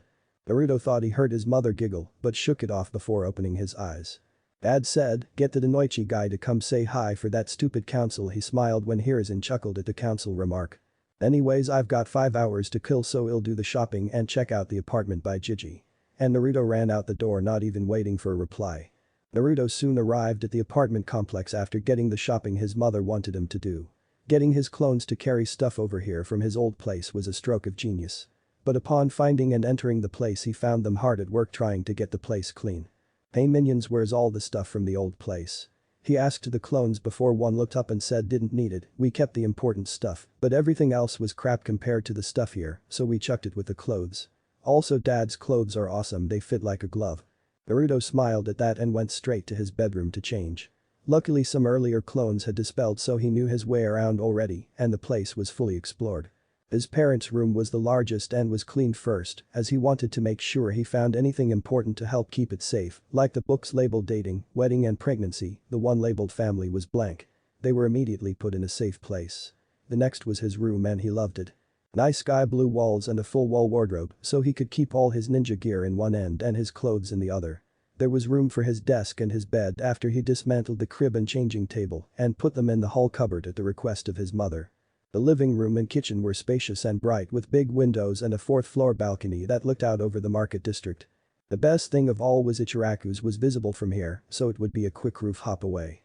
Deciding that an early celebratory munch at his favorite place to eat was in order, he went and got dressed from a selection of his dad's child clothes, a white hoodie, baggy black shorts and black sandals, and left his clones to finish cleaning before heading over the roofs and landing in the street outside xXXRevanxXx and entering while shouting.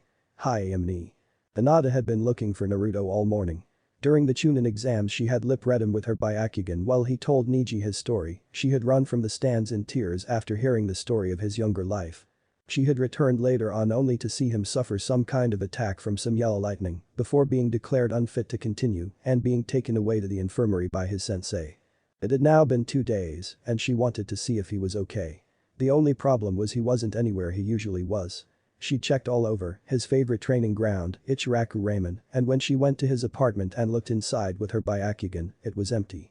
She was on her way home in desperation when she heard it. Thanks Amni-chan, Jai-chan, I'll see you later. She turned to look back up the road and saw him coming out of the ramen stand she checked earlier. She then flooded the street with drool. Oh my Kami, he's gorgeous, she screamed in her mind as he left ramen stand and walked in her direction. She had noticed the new clothes and his height and muscle increase instantly. The perks of watching him all the time. She instantly hid and stalked track observe walked in the same direction as him. Yes, that would work just behind him and a considerable distance away. She watched him as he made his way toward the central district's apartment complex. Naruto was enjoying his walk back without a care in the world before his mother contacted him. Koichi, Kurama says that there is a presence following you, but he detects no ill intent. Thanks for the heads up, Mom, Kurama, he replied before turning to a shop window and pretending to observe the window display while looking in the reflection to spot his stalker. That's when he spotted Hinata. Oh crap, it's Hinata-chan. I forgot about her. He thought, panicking a bit. Naruto-kun, calm down. Who is this Hinata-chan? Kushina asked in anticipation, already suspecting something. She's a girl from my academy class. Last night when I saw you blush because you were embarrassed about something, Kuruma said, I realized that when she does it around me, it was because she likes me. Mom, what do I do? Naruto explained quickly, trying to think of something. Honestly, you're just as dense as your father was. This is your problem Koichi, I can't help you with it, but I would suggest talking to her about it. Trying confronting her. And with that Kushina cut the connection before Naruto could protest. Okay, confront her, that's a start he thought. He began to walk again thinking of ways to get her alone, then it hit him his bloodline. He just had to surprise her, grab her and take her somewhere quiet. Somewhere quiet, he stared and thought thinking of somewhere quiet staring at his dad's head on the Hokage monument that's it. He thought. Immediately putting his plan into action he turned down the next alley and then turned around and hurried to the opposite roof to alley entrance and waited. Hinata stopped and hid behind a market cart when he stopped and looked into a shop window, whatever it was he must have been interested because he was there for a while before suddenly moving on. Further down the street he disappeared down an alley, she waited for a moment before approaching the corner and peeking round he wasn't there. She entered the alley and made her way down in it. She got halfway down it before a hand reached around her waist and a voice whispered against her ear, "You shouldn't follow people like that." Before she felt a pulling sensation and the hold slackened. She instantly broke free and spun around planting a panic double palm strike to the gut, sending her attacker flying away. There was an oof. Before she heard a voice she didn't expect. "Kami Hinata-chan, you hit hard." Her heart stopped at the sound of that voice and eyes flew open. "And Nani? And Naruto-kun. Hey Hinata-chan, nice swing, sorry if I scared you." Inside the seal all three inhabitants were effectively passing out from laughter. It's alright, Jay, just don't do it again please," she muttered quietly. Naruto noticed this and thought, oh no, she's already getting embarrassed. "I gotta say something to Hinata-chan, I actually brought you up here for something. It about that talk we had before my chunin match against Niji. What about it? I figured out why you blush around me and always hide and faint." "Nani? Why you know? Oh my Kami, he is going to reject me and I haven't even said it," she thought in despair. "Yes I know and I brought you here to tell you that there's something you should know about me if you do." I think I know what you're going to say and I already can know too." "You do?" Naruto exclaimed in a panic. She nodded. "And you still?" She nodded again. "Then I have to ask you to do something for me." What is that?" "I need you to say it. Don't faint." She wobbled a bit before regaining her balance. Do I really have to?" Naruto thought for a moment before saying, "If you do without fainting I'll take you on a date tonight." "Naruto, I've loved you ever since the academy, I look to you for my strength and see you as a role model for the kind of ninja I wish to become. I feel that your will to never give up makes you one of a kind and I truly admire you with all my heart." She finished before stamping her foot and fighting not to faint and lose her dream. "Wow, congratulations, you earned yourself a picnic for two here at sundown with me." Hinata wobbled again at the thought of that. "Hinata, well you can say that now, I'm only just finding out what it means to feel love. I hope I can say the same one day to you, but could you settle for I like you too?" "Why yes." "Great. Now do you want to know some more things about me?" "Oh of course." "Then come with me, we've got a council meeting to go to." "A council meeting?" "Yep," was all he said before grabbing her and jumping at the top of the monument. Naruto laughed as Hinata screamed at the top of her lungs before he activated the TG and using Hiraishin onto the roof with Hinata still in his arms. He gently put her down but kept an arm around her just in case. "PPPP please and never do that again." "Whatever you want Hinata-chan," he replied before making a clone and sending it off before walking inside with Hinata. Chapter end. Chapter 6. The Council. As Naruto walked towards the council chambers with Hinata, he was having talk with her about some things, explaining about everything she is likely to hear and see while attending the meeting. She was in awe of the fact that he had attained a bloodline and that his father was the Yondaime. "So are they trapped in there?" she asked while looking at his stomach as walked along. "Well for the moment yes they are. But I've got all of Dad's research notes and ideas at home. It's only a matter of time before I find a way to get them out. Plus while I'm not working on it, Dad will continue to research what I've found out," he said full of confidence while smiling at her. Hinata shyly smiled back and nodded. Unable to speak with him smiling at her like that. "Hey Hinata, how long have you liked me anyway?" Hinata turned cherry red at that and stuttered uncontrollably before getting herself in order. About since the start of the academy." "Really? Wow, I really was an idiot. Thank God for bloodlines." He smiled cheekily and rubbed the back of his head. "Hey, we're here," he exclaimed as they came to a stop before the big engraved wooden doors that separated the rest of the world from the chaos of politics. "Are why you sure I see can be here? Digi won't mind after I tell him you know everything. Trust me." "Oh okay." And with that Naruto pushed open the doors and strutted in causing all chatter in the room to stop and everyone to stare at them. "Why is that dem boy here?" exclaimed Sakiri Haruno who was on the civilian council board. Ah, Naruto, you're here, very good. He is here, Councilwoman Haruno, because he directly pertains to today's topic. But why is young Hinata here as well, might I ask, Naruto? Don't worry, Gigi, Hinata-chan here already knows everything. The Sandame looks shocked. You told her yourself. Oh no, only the new stuff. She found out when I told Niji in the exams. She was watching with her Byakugan and lip read everything. Hinata just kept her head down, embarrassed that Naruto was saying all this so easily. Very well, she may stay, but understand, Hinata-san, that everything in this room stays in this room, do you understand? Hi Hokage-sama. She then hurried over and sat with Naruto behind the Shinobi Council. She noticed her father as she passed him. He had a surprised look on his face that his eldest actually knew about the boy and still talked to him. Now we may get underway with the first part of this meeting, the Hokage started. But Councilman Danzo and clan head Yamanaka have yet to arrive, spoke a civilian councillor. Danzo will not be joining us for this, as the material I am about to discuss concerns him, and Inoichi-sen will be with us shortly. Now, earlier this morning Naruto Uzumaki came to my office to discuss personal materials. Before he got underway, however, he used a personal code to let me know it was extremely private and asked the Anbu to leave the room. When I complied, he used a condensed burst of the Kyuubi's chakra. He can use the demon's chakra. He is dangerous and I demand he be dealt with. No such thing will happen. I always intended for him to learn to use it eventually. So it is good he has some grasp of it. It was also instrumental in getting rid of several security breaches in my own office. Shikaku Nara perked up from his seeming slumber at this remark. Forgive Hokage-sama, not one, but several security breaches. Indeed, the condensed chakra spike overloaded no less than 4 of what appeared to be eavesdropper seals placed around my office and a disguised Anbu not on my guard roster hiding in the bookcases. An assassin? Queried Hiashi Hyuga. No, a root agent. The clan council stiffened at that remark and whispered amongst themselves, while the civilian councillors look on confused. Forgive me, Hokage-sama, but didn't you order Danzo-sama to disband that program during your first tenure as Hokage? Troublesome, it's obvious that Danzo ignored that and kept the program running in the shadows. Shikaku stated like they should have known that. Even an academy student would have figured that out. So he has a shadow army at his beck and call. Surely we could take them on if they attacked, Sumin stated with confidence. Perhaps, but that won't be necessary. The Hokage said, leaning back in his wheelchair. As I was saying before, we were sidetracked. When myself and young Naruto investigated the routine, we came across a seal on his tongue and after breaking it sent him to T&I so Inoichi-sen could get all the information he carried. Just then the doors opened again and in walked the Yamanaka clan head accompanied by an Anbu. As he took his seat, the Anbu went straight to the middle of the room, spoke. Hokage-sama, the mission was successful, he stated after bowing to the Sandame. Excellent, please report now for the whole council.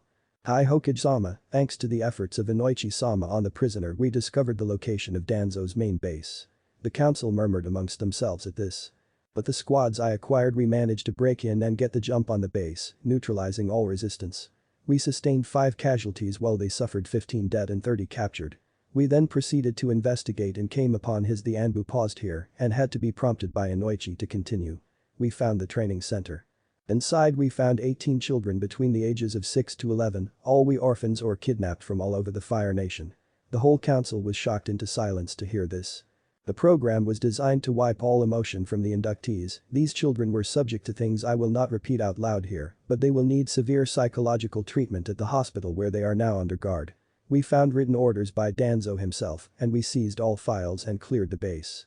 All of these files indicated black ops throughout the elemental nations without your approval, some even shifting political power, some also directly conflicted with accepted missions from the village itself, resulting in mission failures. It is now being occupied by regular staffs under Anbu guard who are filtering through everything to determine what is useful to Konoha and what is evidence. That is all, Hokage-sama. Thank you, you may leave now. The Anbu bowed before vanishing. Everyone, now that you have heard this evidence against Danzo, please come to a decision on what to do with him. In the end the vote was unanimous. Danzo will be arrested and tried for his acts against the Leaf. When he arrives he will be arrested. How will you subdue him? Sandame-sama asked some civilian councillors. You shall find out, was the Hokage's reply. When Danzo finally arrived they were notified by an Anbu assigned to watch out for him. The doors opened and Danzo walked through with his cane and proceeded forward until he froze and a seal appeared on the floor underneath him. What is this? He exclaimed in surprise. A chakra suppression and paralysis seal courtesy of Jiraiya, said Hiruzen to his old teammate. Jiraiya materialized out of the shadows behind the Hokage, revealing himself to have been there the whole time. Danzo, evidence has been brought to light that you went against my express order to disband the Anbu root program. Continuing it underground is your own personal force that is conflicted with interests relevant to Konoha and its allies. How do you plead? I have only done what you were too spineless to do, Hiruzen. I protected this village from threats you tried to buddy up with. The Uchiha planning the coup for one was a problem you wanted to talk out. So I ordered it. For the good of the village. Everybody stopped at that. Hiruzen was shocked as well. He thought that Itachi took matters into his own hands. You ordered Itachi to kill his clan. That's it. Anbu put him in stasis and take him away. I want him in the darkest cell in the deepest part of our prison as possible. Keep him sedated for the rest of his life. I don't want him anywhere near my village again. Before anyone could say anything, Anbu came forward and placed a seal between his shoulder blades, causing him to go limp before disappearing in a puff of smoke. Now let us start with the real reasons for this meeting. Naruto, come forward please. Naruto got up and winked at Hinata playfully before walking into the middle of the room and waiting to be questioned. They started out with the main reason for the meeting, Naruto's fight with Gaara of the Sand. Following some advice from his parents, Naruto kept calm while he gave his on the fight. Of how he caught up with the other pursuit team to find them all pinned by sand to the surrounding trees before summoning the boss Toad Gamabunta to help deal with the released one-tailed Biju Shikaku. When he finished, the Sandaime spoke again. Naruto, before we go any further, I would like to tell you what I'm going to reveal. I am only going to announce your lineage and introduce your new toy, so to speak, okay? The whole council began murmuring at the announcement of Naruto lineage, and many wondered what this new toy was. Adajiji, don't worry, I can handle that. Good. Now, honorable counselors, we are here today because myself and my student Jiraiya have kept a secret from you all since the Kyuubi attack 13 years ago, namely the true reason the Yondaime chose young Naruto as the Kyuubi Jinchuriki. It was not because he was an orphan as many believe, it was only after the attack was he orphaned. Before Hiruzen could continue, Shikaku interrupted. Troublesome, you mean to tell me I was right all along? Oh? Share your prediction then, Shikaku-san. If I'm right, then Naruto-san here was chosen as the Jinchuriki because he was the Yondaime's own son. As he said this, the entire shinobi side of the council gasped in realization, while the civilian council all denied it, screaming obscenities about the fact and calling it a lie. Silence. Hiruzen bellowed in an authoritative voice. Yes, Shikaku-san, you are correct. Naruto here is the son of the Yondaime. He was chosen because he was his son. Would any of you sacrifice your son or daughter, should he have asked? The civilian councillors all looked down at that before Sakiri Haruno spoke up again. He can't be the fourth, never married. She smiled, thinking she proved the lie before the Hokage cleared his throat. He did marry in fact, but in secret. We all know that the fourth has many enemies outside our walls, and should it be known he had a wife or son, they would be targeted. The certificate is here should you wish for proof. He married that harpy Kushina. Naruto exploded at this. Do not insult my mother, you screeching whore. You are more of a tramp than she ever could be. Everyone looked on in fascination as Sakiri was left speechless at the outburst from Naruto. Hiashi then spoke up from nowhere. Why didn't anyone see it? His mouth is just like hers. At this, Choza Akimichi barked out in laughter, agreeing with him. Now that is cleared up, I could like to add that Naruto has now inherited everything left to him by his parents. Now on to the second reason we are here and the whole point of his heritage being revealed. Naruto has inherited his father's bloodline. Once again everybody was wide-eyed and silent. But Minato never had a bloodline, said Shikaku, speaking up once again. Naruto, I believe you have it from here. The Sandaime said, handing over the reins of the conversation to Naruto. Thanks, Jiji. You are correct, Nara-sama. Shikaku, Nara-san makes me feel old. Sorry, but yes, Shikaku-sama, you are right. For the majority of his life my father did not have a bloodline. It was only during the Third Shinobi World War that it was born. Then why did he never use it? Questioned Tsuminyazuka. He did. Tsuminyazuka. Okiba's mom. Well, Tsum-sama, he had been using it, but he never noticed it because he had been using it as a technique for most of his adult ninja career. Shikaku once again got there first and spoke out. You mean the Hiraishin? The Hiraishin became his bloodline and that's what you inherited. Correct again, Shikaku-sama. Does anyone know how my father achieved his moniker the Yellow Flash? Inoichi spoke up this time. I believe that it was when he saved a force of Konoha nin against some 400 to 500 Iwa nin through using the Hiraishin. Yes, and on that day he developed the bloodline. He killed so many men and women in such a short time. Can you imagine, in 15 seconds ending the lives of close to 500 people? It scarred him inside, and he suppressed their looks of horror as they were helpless to defend themselves. A lot of the Shinobi Council nodded at this scene where Naruto was coming from, so this classes as a twofold Kekkei Genkai. I have the alternate chakra source that allows me to use the Hiraishin, giving me a chakra-based Kekkei Genkai and a Dijutsu, which I've decided to name the Rijingan or Thunder God's Eyes. This cuts out the need for my father's sealed kunai as a form of anchoring, where to appear through sealed kunai. Naruto then activated his eyes and turned to everyone in the room. With these eyes I can paint a Horatian seal on anything I'm looking at, providing me a limitless amount of areas to teleport to.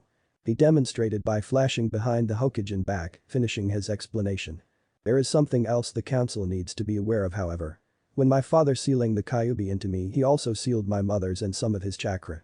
When I activated the bloodline, they were brought back to life inside the seal. Everyone apart from Naruto, Hinata, and the Sandaime gasped when this news was revealed. The Yondaime is alive inside the seal. Is there any way to prove this? It may be the Kyuubi trying to manipulate his way out, asked one council member. Naruto sighed in his head and thought, are you both ready for a visit? I guess so, this will be interesting to say the least, replied Minato from inside the seal. If Inoichi-sama would like to enter my mind, he could confirm my mother and father's presence. That should be enough proof, shouldn't it? Naruto said out loud while looking over at said clan head. I could do one better than that. I could use the Saishonaisha no Jutsu, mind projection technique, to show the entire council what is going on inside your mind, if you would like. Naruto looked to the Hokage, who nodded before agreeing and sitting down. Inoichi came forward before performing some hand seals and saying Saishonaisha no Jutsu. Inoichi appeared on his back in what appeared to be grass with a shadow cast over him. Yo Inoichi-sama. Bet you weren't expecting that rush when entering my mind. Turns out you had to be let in by Kyuubi's chakra as well as mine, lucky he let you, eh? Hey Jiji, can you hear me out there? Yes Naruto, we see you as well, look behind you. Naruto turned around and there was a screen of chakra floating there with the council peering through. Cool. Anyway, time to get up and meet my mom and dad. Inoichi-sama, this way. With that, Naruto turned and walked through the trees, forcing Inoichi to get up and follow. This is your mind, Naruto? Yeah, I only changed it yesterday though. Kyuubi used to be locked up in a sewer in a cramped cage. I didn't like it so I changed it. Naruto half lied. Better the council think he did it because of his tastes, rather than for Kurama. I'm impressed, it usually takes a lot of training to change your own mindscape to such an extent. Thank you. Oh look, this is where Kyuubi usually sleeps. They had come to the marble pedestal in the forest and nothing was there. Huh? He must be in the fields, Naruto said, looking around and nor seeing a mass of orange fur. Inoichi just followed, mouth open at how casual Naruto was being and talking about the Kyuubi. They eventually got to the edge of the forest and everybody in the council chamber's mouth dropped at what they saw. An unrestrained Kyuubi lazily sunning himself in the middle of the field. Inoichi held his breath and tried to keep as quiet as possible so as to not wake it, then Naruto shouted at it. Yo Fuzzy. Kurama lifted his head up lazily to look at him and noticed Inoichi, who immediately froze on making eye contact. Naruto then laughed. Relax Inoichi-san, you're not worth the effort to him. In response, Kurama just huffed and lay back down. See? Are you sure it's wise to provoke it like that? Inoichi spoke quietly. The boy is right, Kyuubi spoke out of nowhere. Only should you be deemed a threat to my container would I consider attacking you, although it wouldn't be much of an attack, more like stamping on an ant. He stated in a factual tone, then bared his fangs in a grin that made Inoichi freeze. Cut it out, Kyuubi, we're here to see mom and dad. As far as I am aware, they are both in the house preparing for you. Okay, thanks. Naruto said before walking round Kyuubi and carrying on without a second thought. Inoichi just looked at the Kyuubi and then the council to see their stunned faces before hurrying after Naruto. Yo dad, where are you? Naruto shouted, opening the front door to the cabin as Inoichi caught up. He honestly didn't expect to hear the voice he heard next. We're in the kitchen. He followed the Naruto to the origin of the voice and stopped dead to see a red head stood behind a man with her hand on his shoulder as he sat at the table. The council also gasped in response to seeing the man sat at the table. It really was the Yondaime. Naruto for one was secretly shocked at the change in his parents. Minato and Kushina both looked dead serious. Minato looked like he did in all the pictures he had seen when he was Hokage, regal, calm and serene, almost blank. His mother was just the same and only broke her expression to glance at Naruto and smile before schooling it again. Naruto decided to emulate them and blanked his own before taking a position next to his mother. With Inoichi and the screen with the council on it on the other side to the table. After a moment, Minato decided to start things off. As you can see, I and my wife are very much alive in here. And before anybody asks, Naruto is already researching how to find a way out for us both. Now I would like a question answered. Why was my final wish not heeded? I asked for Naruto to be seen as a hero, not vilified. It seems my trust in the village I love was misplaced, that they could do all that I have heart to a child. Forgive us Hokage-sama, but we believed that he was the Kyuubi reborn. Had we known he was your son, everything would have been very different, one counselor stated with a worried tone. Kushina then spoke in a calm, authoritative voice that is beside the point. He would be just the same as any other used in the ceiling, yet he would have been treated differently had he been claimed as the Yondaime's. You are lucky my son held as much love for this village as we do, or he would have most likely given in to the Kyuubi's whispers at a young age, releasing him and destroying you all. You obviously had so little faith in my husband's abilities to have treated him the way you did. None of you understand the complexities of seals or their purpose. Minato placed a hand on hers that was on his shoulder to stop her getting any louder than she was getting and continued for her. My wife is correct. In treating my son the way you have been working towards your own destruction rather than preventing it. From now on my son's status will be known to the village. Let them know of the wrongs they have committed not just against Naruto, but also against me. Let them know that if they do not accept this, then their greatest leader will become their destroyer. He stated with a tone indicating he meant business. The council all gasped at this declaration and feared for their lives should the rest of the village not comply with this. Hiruzen then spoke up. You will not retake your title. No, this village does not deserve my leadership. Should I be revived into the world, then I will spend the time as a home ninja and spend it with my family. I will only take the highest priority missions for the village. Should this happen, he spoke with finality, indicating he would not budge on the issue. Jiraiya then spoke up for the first time since Danzo's arrest. So I will have to get Tsunade back after all. He said, coming forward from the shadows and looked to the chakra screen to see Minato, averting his eyes from him and Kushina glaring daggers. Ah yes, Jiraiya. I hope you complete whatever you have planned because you will be getting your punishment from me directly. It is only because of Minato and his history with you that I do not kill you outright when I get out of here. I trusted you with Minato's consideration and asked you to be Naruto's godfather and guardian should something happen to us. I trusted you with my son's well-being should I not be able, and you have failed me. You have failed us. Kushina had to stop a tear at this point, and Minato still had not looked up. Where have you been during his childhood? You attempted no contact whatsoever. I will never forgive you for that, but I will, at the mercy of Minato, give you a chance at redemption. You will train my son till we are both free of this seal and accept your punishment without fuss or distractions, or you will be stricken from our family and our lives. Do I make myself clear?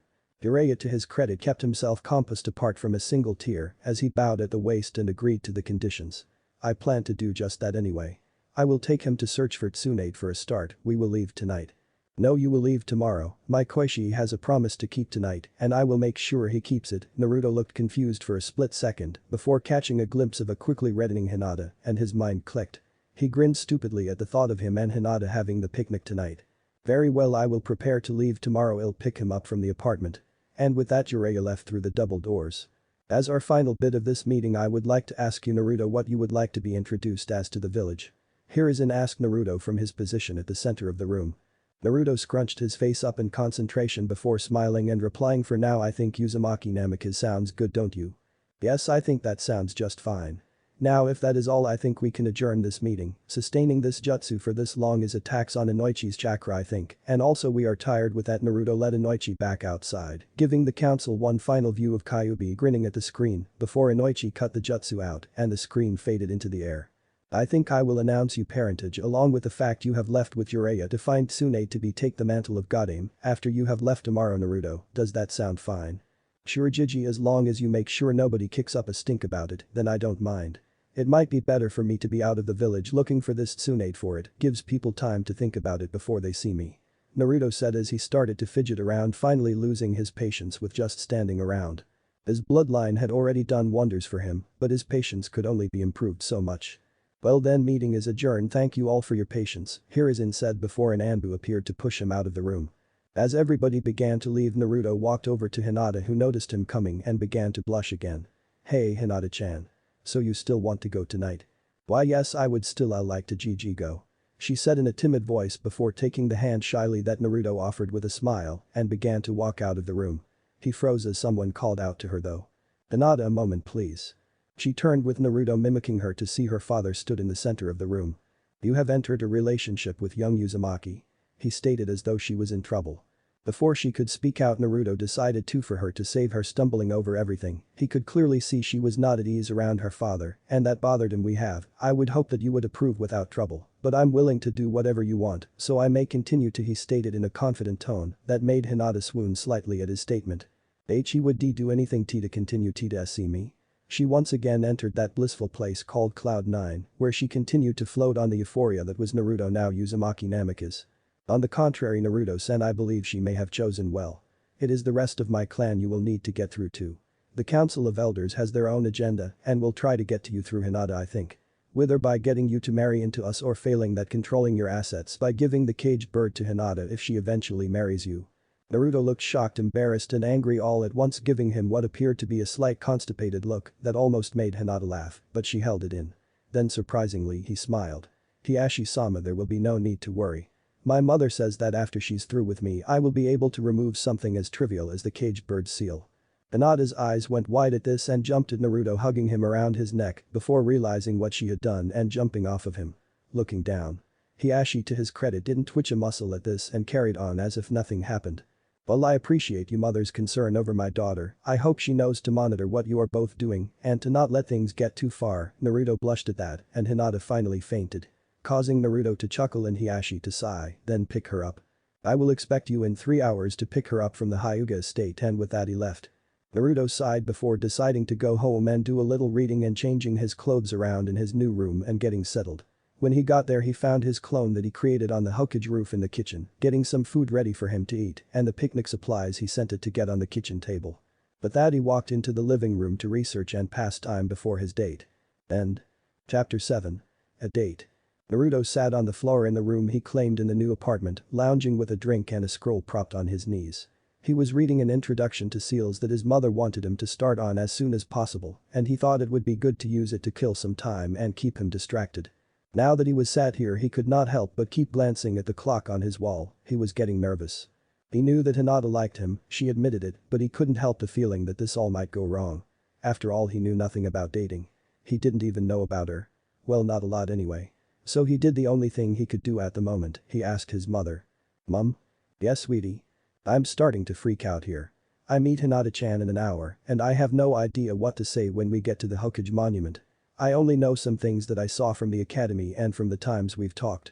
I'm going to be so awkward when I pick her up as well. What do I do? He became more frantic as he listed of the things that could hinder his night with Hinata that he was making himself panic ever more. First off, calm down. Kushina said in a smooth and gentle voice. Now, the first thing you do when you pick her up is compliment her. She is a girl and she will be dressed up in some way. Naruto mentally took a breath and nodded at this and waiting for her to continue. The next thing is the conversation. When you start to walk, talk about what you just said, ask her about herself. Try to get to know her. You will feel awkward at first, he will too, she will also be nervous and quiet. You need to make her feel accepted and wanted. Get her to talk about herself and in turn she will ask about you. Okay, so when I see her, compliment her, then ask her about herself. Sounds simple. What about when we are actually sat down eating? I mean, yeah, we are going to be eating, but what happens if it starts to feel awkward again? Gah. This is hard. Minato came into the conversation at this point, chuckling. He had been outside apparently talking with Kurama. I'm afraid that you're going through what every young man goes through, Naruto. Every man when they get to this point in their lives has doubts and you just have to wing it at certain points. Try to build on what she has already said. Try getting her to go into more detail of a previous topic or bring up a fact that could start a conversation she could be interested in. Also, you make sure to be respectful towards her father and her. Give a good impression of yourself on first meetings always. Naruto thanked his lucky stars he now had some form of a process to tonight now. He knew he would have messed it up royally if left to his own devices tonight. So just talk about each other, okay, easy enough. He then glanced at his clock and screamed. I've got half an hour. He bolted over to his wardrobe and started throwing his new clothes all over his room, ignoring the indignant shout of disapproval in his head from his mother. He went through several things looking for the perfect outfit and shouted in triumph when he found a black button-up dress shirt with a dark orange stripe down the spine and nice black pants to complete his dark ensemble. Slipping on his black ninja sandals, he made a clone to take everything up to the monument to set it all up before he got there with Hinata. He then went in the opposite direction towards the Hyuga compound. He finally got there and knocked on the traditional giant wooden compound doors and waited for about a minute before growing impatient and reaching for the giant iron ring knocker again before the door swung open, causing him to almost fall over flat on his face. Luckily he righted himself and looked up into the face of Niji, who was trying not to smile. Naruto-san, he said, managing to keep a straight face and going back to the Hyuga's patented stoic expression. Niji, Naruto replied, looking wary. He still thought Niji was going to be a complete fate-spewing ass. He was wrong when Niji bowed and said. Please forgive my actions during our match in the chunin exams. I was wrong to think you didn't know suffering from a seal as I did. I would like you to know that I have made the decision to change and have already apologized to Hinata-sama and had a discussion with Hiashi-sama. Also, I would like to thank you for keep the Kyuubi sealed from us and protecting us every day you live. Thanks. I guess. Honestly Niji, if I got through to you, that's all that matters. Just don't turn into a man who believes in not fighting fate again and we'll be fine, Naruto responded with a smile. Niji then led him into the compound and led him across the courtyard to stand near the house. Hinata-sama will be out in a moment, we will wait here. Niji said as he took a seat on the raised walkway. Naruto sat down next to him and Naruto observed the medium-sized courtyard and noticed how uniform it all looked. All stone and square.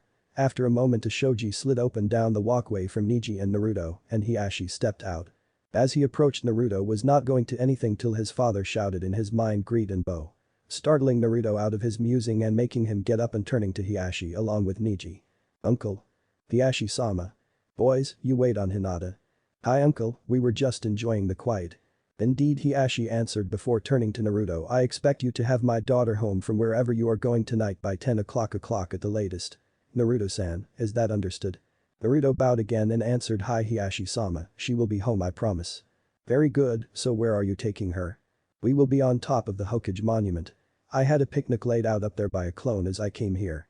A nice dinner and a sunset, and I hope that we can learn more about each other. So if you wish to find us for anything during the evening, we will either be there or somewhere along the way from here to there," Naruto said, looking at Hiashi to show his sincerity.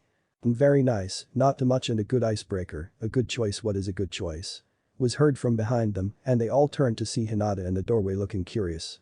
"Where Naruto-san is taking you this evening?" Hiashi responded, looking at Hinata along with Naruto and Niji, who was. Naruto was speechless, he didn't know Hinata looked like that. She was much curvier than the jacket she wore let on, very developed for her age. And her skin shone in the light of the lamps, he had never seen her show so much skin. And what she was wearing, well, the only thought he had was Hinata, and that outfit made her look beautiful.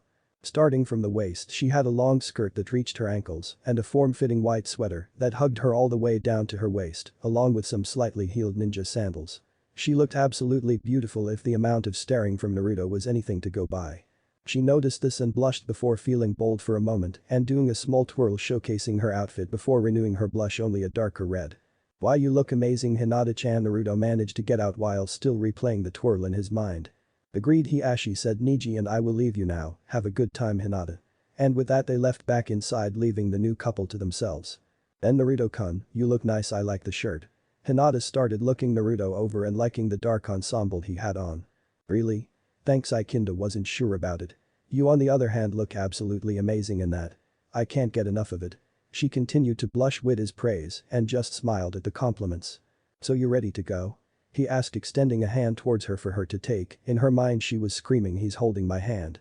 But on the surface she just smiled and took it as they left the compound and began their walk. "Suo," Naruto began lamely, "because this is what I mean is GRR." Hinata giggled at Naruto's obvious nervousness and decided to help call him on it. "And then nervous? Please D, don't be." "I am T2," she said with a cute smile. Naruto just hung his head and sighed. "Not a very good start, is it, Hinata-chan? I never been on a date before and I just thought because I didn't know you that well, you could maybe tell me about yourself." Naruto managed to get that out while still sounding as though he kinda knew what he was doing as Hinata replied. "It's okay T to be nervous, and Naruto-kun, I am as well, but there isn't much to tell about me." When she said this, Naruto had an idea. "Well, how about this? Tell me your likes and dislikes, hobbies and dreams for the future." "That should be a good start," he said, while doing one of his face-splitting contagious smiles, causing her to smile as well. Well, okay, my likes are tea training and my H hobby is pressing F flowers, my F favorite F foods are cinnamon rolls and zenzai. My D dislikes are the S split in the Hyuga F families, I don't really like crab and shrimp. And my dreams for T the future are to unite the branch and main houses of the H Hyuga and 2. She stopped her and Naruto turned and saw her turn red again. "And to what? Hinata-chan?" "You would think it's silly," she muttered. "No, I won't, come on, you can tell me." "Well, I would like to start a family and be a mother," she timidly managed to get out. "Really?" Naruto replied in a calm tone. "I never really thought of that myself. I guess that would be nice, a family, yay, that sounds great, Hinata-chan, you would be a great mother." He finished with a true smile at her. She blushed a bright red, imagining the future they could have. Inside Naruto's mind, Kushina was cheering at the top of her voice, having listened in so far to the conversation. "Yay. Grandchildren, here we come, Dadabane." Minato just smiled. "So why is your family divided, if you don't mind me asking?" Naruto asked, trying to continue the conversation. Well, the branch family is branded with a seal that is meant to protect the Byakugan's secrets from people who would wish to steal them. B, but if that is the case T then all Hyugas should have it, also it can cause immense pain to the bearer of the seal, essentially enslaving our own family. That's why I want T to unite my F family, she finished dejectedly making Naruto regret, asking he had to think quickly to bring this back to a good point. Well if anyone can do it then you can Hinata-chan, after all that's our Nindo right. She smiled when he said that right. When they got to the top of the Hokage monument she gasped at what Naruto had set up, or rather what his clone set up. The light was just fading as the sun began to set and a whole feast for two had been set up on the blanket with drinks and candles. I hope this isn't too cheesy for you Hinata-chan, I just thought it would be cozy Naruto said as they got closer. Hinata shook her head denying the thought no I love it. It's really nice thank you. Hey you didn't stutter. Naruto exclaimed getting used to me are you? She playfully swatted his arm for that maybe I am, is that a problem? She played along as they stopped in front of the blanket and began to sit down. Help her sit down. Naruto heard screamed in his head before hurrying to help her down. So I hope you're hungry we have a lot to choose from here, Naruto said sitting down next to her and unloading the picnic basket. As they ate they chatted and talked about each other, discussing what is going to happen next with the village and if this Tsunade person is going to be a good Hokage or not. Do you know how long you will be looking for her? I honestly don't know. I don't know anything about her, it all depends on if she travels around or if she lives somewhere all the time. Why don't you ask your father? Hinata asked thinking he would know being the fourth Hokage. Good idea hold on. Dad. Do you know anything about this Tsunade woman Naruto voiced inside his head. No not really not a lot. She is somehow related to you distantly through your mother's side there was moment when it was quiet before Kushina appeared yes we are related distantly, her grandmother was Mito Uzumaki who married the Shadame and she was Kurama's first container before me. Tsunade is something like my second cousin or something. She was actually the first person I was introduced to when I arrived in Konoha and the Senju compound where I lived. But I didn't see much of her. After she lost her brother and lover in the Third Shinobi World War, she left Konoha and got hooked on gambling and drinking. I assume she is still traveling around the nation somewhere. Oh really? Well thanks and Naruto cut the link and returned to the real world. Then Naruto-kun. Huh? Oh sorry Hinata-chan. I asked my mom and dad and I'm actually related to Tsunade somehow, distantly anyway. Oh really that's amazing, how? Well she is the granddaughter of an Uzumaki named Mito who married the first Hokage. Mito was the one who had my mother brought to this village, apparently she was the Kyuubi's first container before me and my mother. So she has Uzumaki blood in her and is something like my mother's second cousin. She lost her little brother and her lover in the last war, so she left Konoha and began drinking and gambling. That's so sad Hinata said thinking of losing her sister and family and having nothing left. Yay, still if I get her back here and she becomes Hokage she can be in my family. We're related so why not?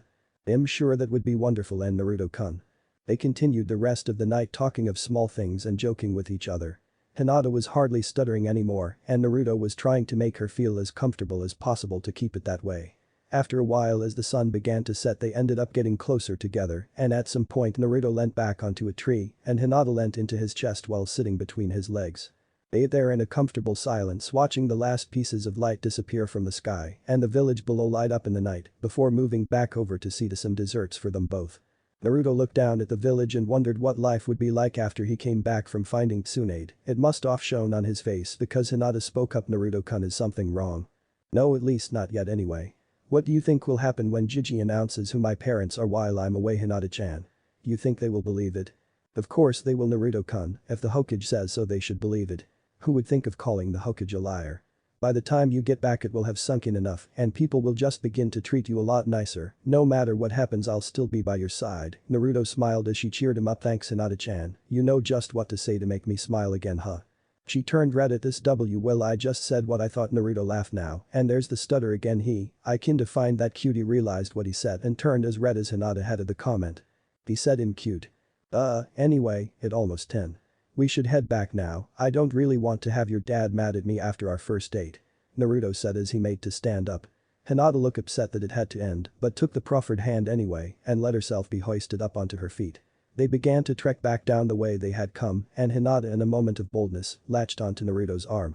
Causing Naruto to turn red and stare straight ahead because of Hinata developed assets against his arm. They arrived at the Hyuga compound without any talk just a comfortable walk and stopped in front of the large wooden doors once again and Naruto turned to Hinata. So, I hope you enjoyed yourself Hinata-chan, I know I did. Maybe we can do this again when I get back and I'll try to see if I can come round tomorrow and say goodbye before I leave. I did enjoy myself Naruto-kun, and I would love to do this again when you get back. She leaned up and kissed his cheek, while slightly blushing. Good night Naruto-kun. She turned and walked towards the door. Naruto turned and began to walk away before being spun round and having something wet pushed against his mouth. Hinata was kissing him. He barely registered this before she broke it and looked at the floor before explaining with I in case I don't see why you tomorrow before she ran back to the doors and disappearing behind them. Naruto stood there for several seconds before splitting a smile that threatened to split his face in half and doing a backflip, then walking off with his hands behind his head. Hinata stood in the stone courtyard at the entrance to the Hyuga compound before floating towards her room, not noticing when she passed her father, who was completely ignored, and also Niji, who just quirked an eyebrow at her dreamy expression. When she got into her room she looked around before squealing at the top of her lungs and descended into a fit of giggles while falling back onto her bed and rolling side to side. This is how Hiashi found her. She sang to herself, I kiss Naruto, I kiss Naruto. He quietly backed out and left her to it. End. Chapter 8. The search begins. Naruto woke up to a knocking sound. He cracked open his eyes and peered across his room to the window to see Jiraiya beckoning him to get up and open the window so he could stop balancing on the windowsill outside. Naruto muttered something about idiot perverts not using obvious ninja skills and crawled out of bed. He shuffled over to the other side of the room and flicked the lock on the window, allowing Jiraiya entrance into the apartment. Damn you Iro Senin, can you picklock the front door or something? Basic infiltration and all that, Naruto grumbled, making his way towards the hallway to the bathroom followed by Jiraiya. Damn it Gaki, I told you to stop calling me that, and you're not a mission, you my apprentice, it's called manners. Jiraiya said with a huff. Anyway, are you all packed for our little trip? Tsunade's trail is a long one, we will be gone a while. Yay, I just need to get dressed and have breakfast, Naruto said, creating a shadow clone and sending it to the kitchen to cook something that wasn't ramen curse mothers and their misplaced love. Jiraiya followed the clone to the kitchen as the real Naruto was in the bathroom. Naruto number 2 started taking stuff out of cupboards to cook breakfast with and decided to quiz Jiraiya on the mission. Hey Iro Senin, how long do you reckon we'll be gone for? That depends Gaki. We might get lucky and run into her right after picking up her trail, or we could be following her all over Fire Country for a month or more. A month, but I just got a girlfriend. And I haven't even visited Sasuke in the hospital yet. Naruto was severely annoyed with this development and was smoldering along with the eggs he was cooking. Relax Naruto, you won't be able to think about that with the training I'm going to be having you doing. Naruto was instantly on alert at the mention of training. Really, what kind of training? Jiraiya laughed inside and replied, see if your dad is awake and ask him what the Rasengan is. Fine, but watch my food, I don't want it to burn. And with that he sat in one of the dining chairs in concentration on entering his mindscape. He appeared in front of the little cabin and ran inside to see if his parents were awake. They weren't. He ran to the back of the cabin before knocking and bursting in. Before screaming and running out again. Yes, Naruto had just seen that which cannot be unseen. On the surface Jiraiya was confused as Naruto squeaked in his meditation before turning very red. My super pervert senses are tingling. I like it. Back inside Naruto's mind, from the room you could hear muffled curse words and shuffling before Minato emerged in the doorway with some trousers on and extremely red-faced. Naruto. No. You don't get to make excuses. You're in my head, remember. You can't do that in my head, I'm your son. Naruto cut him off in a frantic voice, don't even mention it, just let me forget. Now Jiraiya said to come here and ask you what Rasengan is. Rasengan? He's going to teach you that. Okay, so it's my strongest technique, the highest form of chakra manipulation. Glad that the subject had been changed, Naruto perked up at the fact it was a strong technique. So how easy is it to learn? Well, it took me about 3 years to create, and it took Jiraiya-sensei about a year to learn from me. I'm honestly not sure how long it will take you. Minato continued to ponder how long it would take Naruto to learn this, while Naruto began to look dejected at how difficult this technique seemed to be, before they both heard a noise behind them. They turned to see a sheepish-looking and blushing Kushina standing in the door holding a thin sheet around her. Why don't you just use shadow clones to train as in it as well? She muttered, still embarrassed. Naruto looked at her before realizing what she meant. Oh yay. I forgot about that. So a shadow clone's memories returned to me. So if I get a load to training and I'll remember what they did and it'll get better quicker. Mum, you're a genius. Minato also looked impressed by this and nodded in agreement that certainly would be a good training method. And it is something only you can do because of Kurama. Sweet, then I'm leaving to get training. See you later. Naruto shouted, already running out of the cabin and returning to the surface. In the cabin Minato looked at where Naruto disappeared round the end of the hall before being tapped on the shoulder. Turning around he saw a still shy Kushina who asked, so where we left off? Minato just picked her up princess style before kicking the bedroom door closed, laughing. Man? Minakushi FTW. On the surface Naruto opened his eyes dispelled as the real Naruto walked in dressed from the bathroom before looking at Jiraiya and smiling.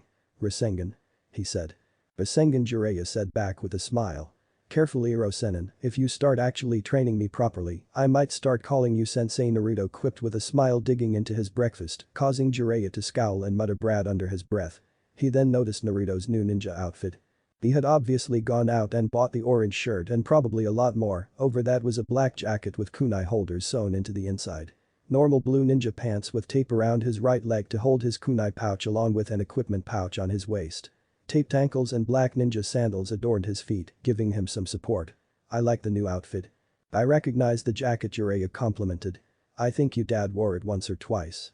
"Yeah, I found it with the pants and a lot of ninja sandals in the boxes when I moved in, the shirts I bought because dad didn't seem to like orange that much," Naruto pouted as he said this. "Well, as long as I have some orange I don't mind, at least I can be a bit stealthier now."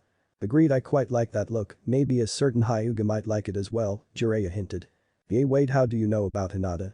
Naruto asked in a panic. "Haha. Nothing escapes the great Jiraiya the Toad Sage. I know everything." Jiraiya struck his signature pose and held it as he said this. Naruto just sweat dropped. "Get off the table, Hirosenin, I'll meet you at the gate." "I'm going to say goodbye to said Hyuga," Naruto said as he got up and walked towards the door with his pack. Jiraiya just nodded and left out the window. Naruto arrived at the Hyuga compound to see Hinata just leaving in a hurry. "Hinata!" he shouted, running over getting her attention. She in turn ran to him and hugged him. "I thought I had missed you leaving." "I said I would come and see you, didn't I?" Naruto whispered in her ear. "Now I came here hoping to get something." Hinata leaned back with a confused look on her face. Naruto mentally grinned. "I seem to recall you giving me something when I brought you home last night." Hinata turned beet red as she realized what Naruto was talking about. "I was hoping to get another one," he said, leaning in slowly. Before Hinata could react, Naruto had got to where he wanted and she entered Cloud 9 in record time. His kiss was so sweet and gentle she instantly lost all control and tried to deepen the kiss and succeeded. Naruto eagerly complied and went along with it.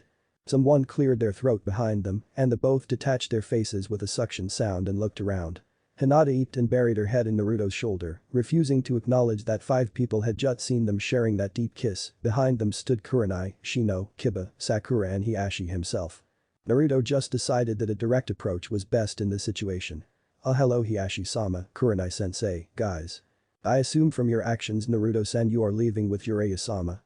"Hi Hiashi-sama." "Very well, I came to tell Hinata that her team was here to collect her, but she is obviously now knows. Good day," and with that he turned and walked back inside the compound. Naruto turned to the rest who stood with their mouths on the floor. "A guy." Kiba reacted first. "What the hell was that? When did this happen?" He was followed by an emphatic yay. From Sakura. "Oh really? I noticed round about the chunin exams it wasn't really official till yesterday though." "If you only started this yesterday, why are you kissing like that?" Sakura exclaimed, looking livid with Naruto.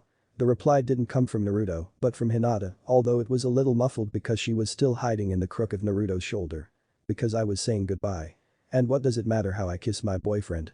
Sakura opened her mouth several times before giving up and changing subject. "What did you mean by saying goodbye? Where is Naruto going?" "I'm going with Jiraiya-sensei to bring back the next Hokage. I'll be gone for a while so I came to say goodbye. I haven't even got time to see Sasuke before I leave," said, looking sad for a moment as he realized Sasuke was still in the hospital and he hadn't visited. "Anyway, I've got to run or Hirosenin will get impatient." With one last peck on the cheek to Hinata and a hurried goodbye, he ran off towards the village gates, leaving Hinata to be quizzed by her sensei, friends and teammates. "Suo Hinata, finally bagged Naruto," Kiba said, walking over and nudging her with his elbow. Hinata just kept her head down and nodded bashfully. She was thankful when Shino finally spoke and came to her aid. "Kiba, we should not tease Hinata about this and just be happy for her," giving Kiba the dreaded sunglasses lens shine stare. "Geez Shino, I was only playing, I didn't mean anything by it." Shino continued his glare till Kiba sighed. "Sorry Hinata for teasing you about Naruto." Hinata just smiled and finally looked up. "So how did this happen, Hinata?" Sakura and Kurenai asked at the same time, starting a long-winded explanation from Hinata that carried on for a good while. "And? Not going to explain it all, you know what happens." Naruto got to the gates to find Jiraiya waiting for him. "Sorry Hirosenin, I ran into some friends," he shouted as he approached the gates. "No problem, I just got a message from a contact. We'll start our search to the south of Fire Country, that's where it was rumored she was last, so let's get going. We're burning daylight here," he said before turning and walking out the gates, prompting Naruto to follow him. They didn't get more than a mile before Naruto began demanding his training in the Rasengan. Come on Iro-sen and I want to try out my new training method. Jiraiya smirked to himself as he pulled a balloon out and filled it with water using a small jutsu, before turning to Naruto. Okay then, to start with I want you to pop this water balloon using only your chakra. He then demonstrated by blowing it up in Naruto's face. Sputtering and coughing, Naruto wiped his face before getting a grin, some might consider evil, and asking, so how many of those do you have? Jiraiya then pulled a scroll from a pocket and replied, enough to cover a month of training. Why? Perfect, Naruto replied before creating about 50 clones and taking the scroll from Jiraiya and getting his clone set up with a balloon and continuing to walk. Jiraiya just picked his jaw off the road and followed after him. It was now 5 days since leaving Konoha, and Naruto, with the use of a combined total of a year's worth of training, thanks to his clones, had the first 2 steps down for the Rasengan. Now all he had to do was combine them. Easier said than done, he had already put the same amount of effort with the clones into this 3rd stage as he had with the initial first 2 steps, and he hadn't got anywhere. He was currently sat in his room in the hotel Jiraiya had gotten them in the town they were currently searching for Tsunade at. And of course Jiraiya had stolen Gama-chan, Naruto's toad wallet, and gone to a strip club. So while his mother ranted and screamed bloody murder inside his head, Naruto decided a bit of reading would be a good way to relax, while 10 clones tried to merge the stages of the Rasengan on the floor around the bed. Kaiten. Shikyaku no Ryu, Fire Release. Incineration Dragon, no Raiden. Dejeki Mahi no Jutsu, Lightning Release.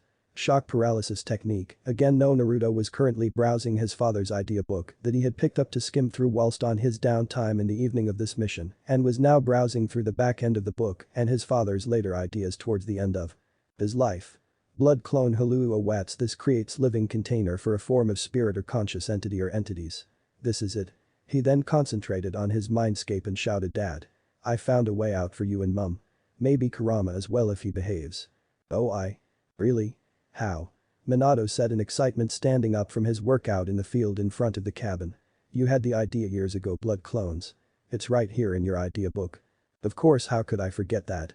We need some special materials if I remember right though, Minato said, trailing off at the end.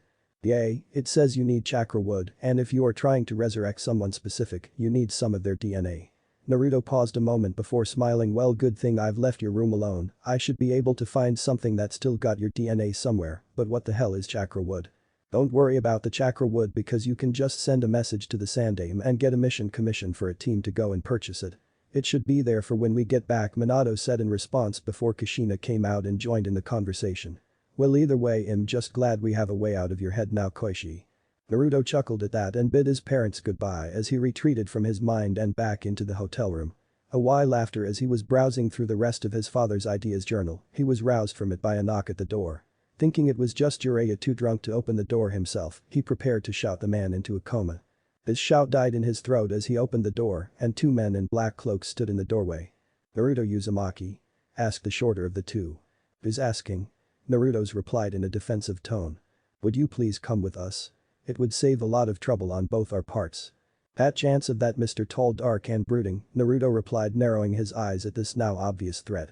Itachi, it's obviously not going to work. Let me shave his legs, then we just can carry him. The taller man stated, lifting a large wrapped club-looking object from his back. Try it, you overgrown air-starved prick, Naruto exclaimed before slamming the door, leaping across the room, grabbing his and Jiraiya's still-packed bags, and here shining through the window to the rooftop across the street. Behind him he heard the front door get kicked in and the 2 men enter. Little shit ill gut, the taller man stopped and stared at the clones that were sat around the room beforehand practicing the Rasengan. They all smirked evilly before dispelling. When the smoke cleared and they looked around, they saw what the clones left behind, then the room detonated.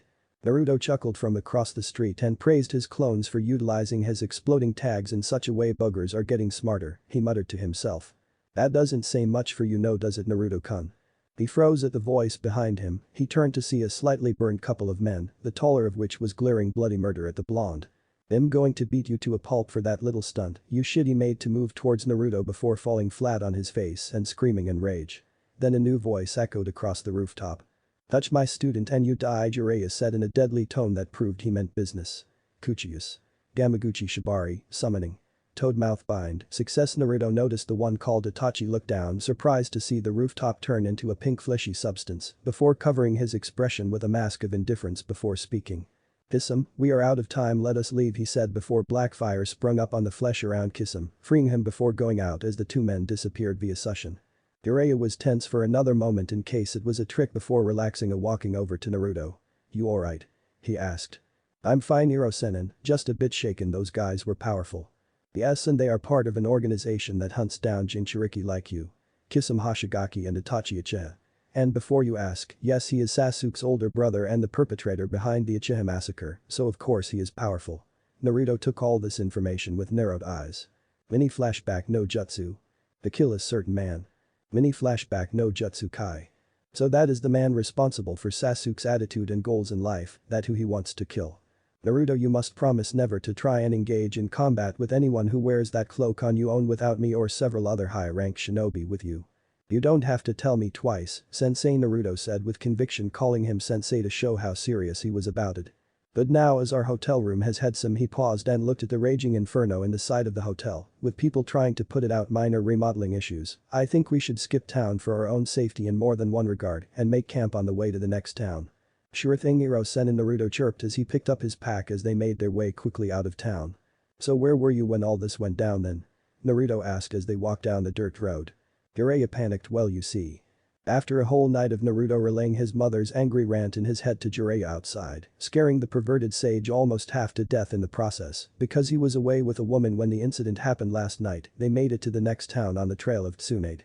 Well kid, if we're going to find Tsunade anywhere in the land of fire, this will be it. Welcome to the town of Tenzaku," Jiraiya said with flair, coming over the crest of a hill and looking down on the place. "Sweet Hirosenin, so why is that castle destroyed?" End. Chapter 9. There's always something. Jiraiya and Naruto approached the gates to the town with caution, but as they approached they realized that life was carrying on without a problem, despite the fact that the town's castle had been leveled by something. Jiraiya now knew for a fact that Tsunade was here, as she was the only one with the power to bring down a structure of that size, apart from a boss summon. His theory was only cemented by the fact that this was a gambling town and that it had a festival going on. She will definitely be here if there is a festival going on, she wouldn't lose an opportunity to gamble this much. He informed Naruto as they passed through the gates with the crowd. "First things first, let's get something to eat and drink, we've been walking all day, stay alert, we're looking for a woman who looks to be in her mid-20s, with a diamond on her forehead and really large breasts." "Ow, that was from mom saying don't try and be a pervert around me, your punishment will be swift if you do," Naruto said before smiling as Jiraiya paled yet again at the mention of a punishment from Kushina. They walked through the town munching on food, observing the large crowds that had gathered for the festival. From food stands to game stands, everyone was out to have fun, and this was just the streets. Naruto saw so many casinos in the town he had lost count entirely. After they had gotten some lunch from one of the less busy kiosks along the street, they decided to start searching for the elusive Hokage to be. "Hirosenin, shall we split up? We might find her quicker if we head in opposite directions," Naruto asked while trying to look through the crowd to get a possible glimpse of their quarry. "That could be a good idea, brat. I'll send a toad with you to let me know if you find anything," Jiraiya said, preparing the hand seals before being stopped. "Don't bother, I'll just send a clone with you, it's a lot quicker than sending a toad to find you. I'll just make another and dispel it to get the info to you that way." "Fine, just try to stay out of trouble please," Jiraiya said with a worried look. He really didn't want to skip town again, the research opportunities he would miss. With that said, Naruto created a clone and went on their way in opposite directions. But Naruto was walking through the crowded streets making a beeline for his first target. Jiraiya said Tsunade likes to gamble, so gambling was what he was looking for, and where better to find that than the most popular casino in town. He had already found a store owner who pointed him in the right direction. It helped that said store was a jewelry store and had a nice little bracelet that absolutely screamed Hinata to his face. So he bought it as a thank you to the owner. They arrived at the casino to see a massive queue to get into the front door. This place was so popular that it was a red rope affair. Well, he was a ninja for Kami's sake, time to use that. He walked around the site and saw a window on the third floor open, so he walked straight up the wall to it and got inside. God, he loved being a ninja. He spent about half an hour wandering around looking at everything, but couldn't see a woman matching Tsunade's description. He didn't understand it, he thought he had this in the bag coming to the most popular place in town, but no. He had to have worst luck in the world, or so he thought. God damn, this woman is troublesome to find, he muttered while walking down a pachinko aisle. For those of you who don't know what pachinko is, it is a game in Japan similar to pinball. Only imagine the table is vertical instead flat and has different rules. It is amazingly popular. He was looking at the floor while muttering curses and saw something shine at the corner of his vision. He looked over and saw some Ryo lying on the floor under some stools for the machines. He paused for a moment before deciding. What the hell, I got nothing better to do, he muttered before leaning down, picking it up and plopping it in the machine. His mouth hit the floor when the balls that were fired into the machine all landed in the right places, giving him a lovely little payout of about a 500 ryo. He okay, that was lucky, he said with a smile before plopping another coin in. Once again flashing lights and a nice big payout. 10 minutes later and we find our intrepid hero grinning like a madman carrying 2 buckets he found full of coins he had won to the payout desk to change his winnings into bills. Totaling in the 100,000s, his winnings was nice, a hefty sum that he would save for a special occasion. The legendary sucker Tsunade is at the high rollers table. Or not, he said as he ran after the man who had shouted that out. Up several flights of stairs back to the 3rd floor and through a couple of crowds later and Naruto found a room with a table for some sort of card game that looked mildly interesting. He was about to take a seat across from the large-chested blonde who he assumed was Tsunade when she looked up. "Beat it, brat, this table is for high rollers," only Tsunade snapped at the brat. Naruto in a deadpan voice looked at her and responded with, "I have 500,000 ryo on me, lady." This caused the woman with a pig behind Tsunade to start sweating. "Bet this kid a chair." Tsunade screamed on hearing the amount of money he had on him. She chuckled, "This kid would be easy like taking candy from a baby." "This kid is taking all our money like candy from a baby," cried one of the high rollers at the table before breaking down in tears and walking away with whatever he had left. "Hey kid," asked another, getting Naruto's attention, "how long have you been playing this game to get this good?" Must have been young. Everyone on hearing the man ask the question leaned in expecting an answer. Naruto paused before deciding to be honest. "This is the first time I've ever played, I just put the cards down at the end and win." "What's this game called anyway?" That broke the proverbial camel's back and all the high rollers stated, twitching before running screaming from the table. Apart from Tsunade, she calmly picked up what she had and left the table towards the exit. Naruto cashed his new winnings in before following her at a distance back out into the town. He followed her and who he assumed her servant, judging by the fact that the woman had the same pig and was standing behind her. He followed them up until they entered a bar when he decided it was time to inform Jiraiya. Making a clone and then popping it, he let the other line that he left with Jiraiya that he had found her and was waiting for him. Soon enough Jiraiya led by the clone arrived and the clone dispelled its job done. "Great job, Naruto, where is she?" Jiraiya asked, walking over to stand with him. "She's inside that bar. I went to the most popular casino in town cause you said that she liked to gamble. I spent ages in there before I found her and then I followed her here." "Perfect, let's go in and follow my lead. For all she knows it a pleasant surprise and we just ran into her, okay?" "Got it," Naruto said as they walked across the street to the front door of the bar. Tsunade was sat in the cubicle at the back of the bar she and Shizune had stopped at and was in a drunken ramble about children with the devil's luck and how she couldn't catch a break. "Tsunade. What a pleasant surprise." She cursed at the sound of that voice. Of all the things going wrong with today, it just had to be him that added to the pile. "Jiraiya. I unfortunately can't say it a pleasant surprise for me. What are you doing here?" Before Jiraiya could even reply Naruto burst out. "Hey, you're the lady that was at the casino. The one that I trashed in that card game." "Excuse me, Naruto?" Jiraiya questioned, "You didn't mention this to me." Naruto turned round and winked at him before replying, "Yay, when you gave me that free time earlier I went to this casino place. I won a lot of money and ended up playing this card game and won lots of money from her." Jiraiya chuckled, "He can't believe you lost at cards to your own family." "What are you talking about? What family?" Tsunade asked, her eyes narrowing on Jiraiya. "Oh right, Tsunade, this is Naruto Uzumaki. As close as I can figure you're his great aunt, I guess."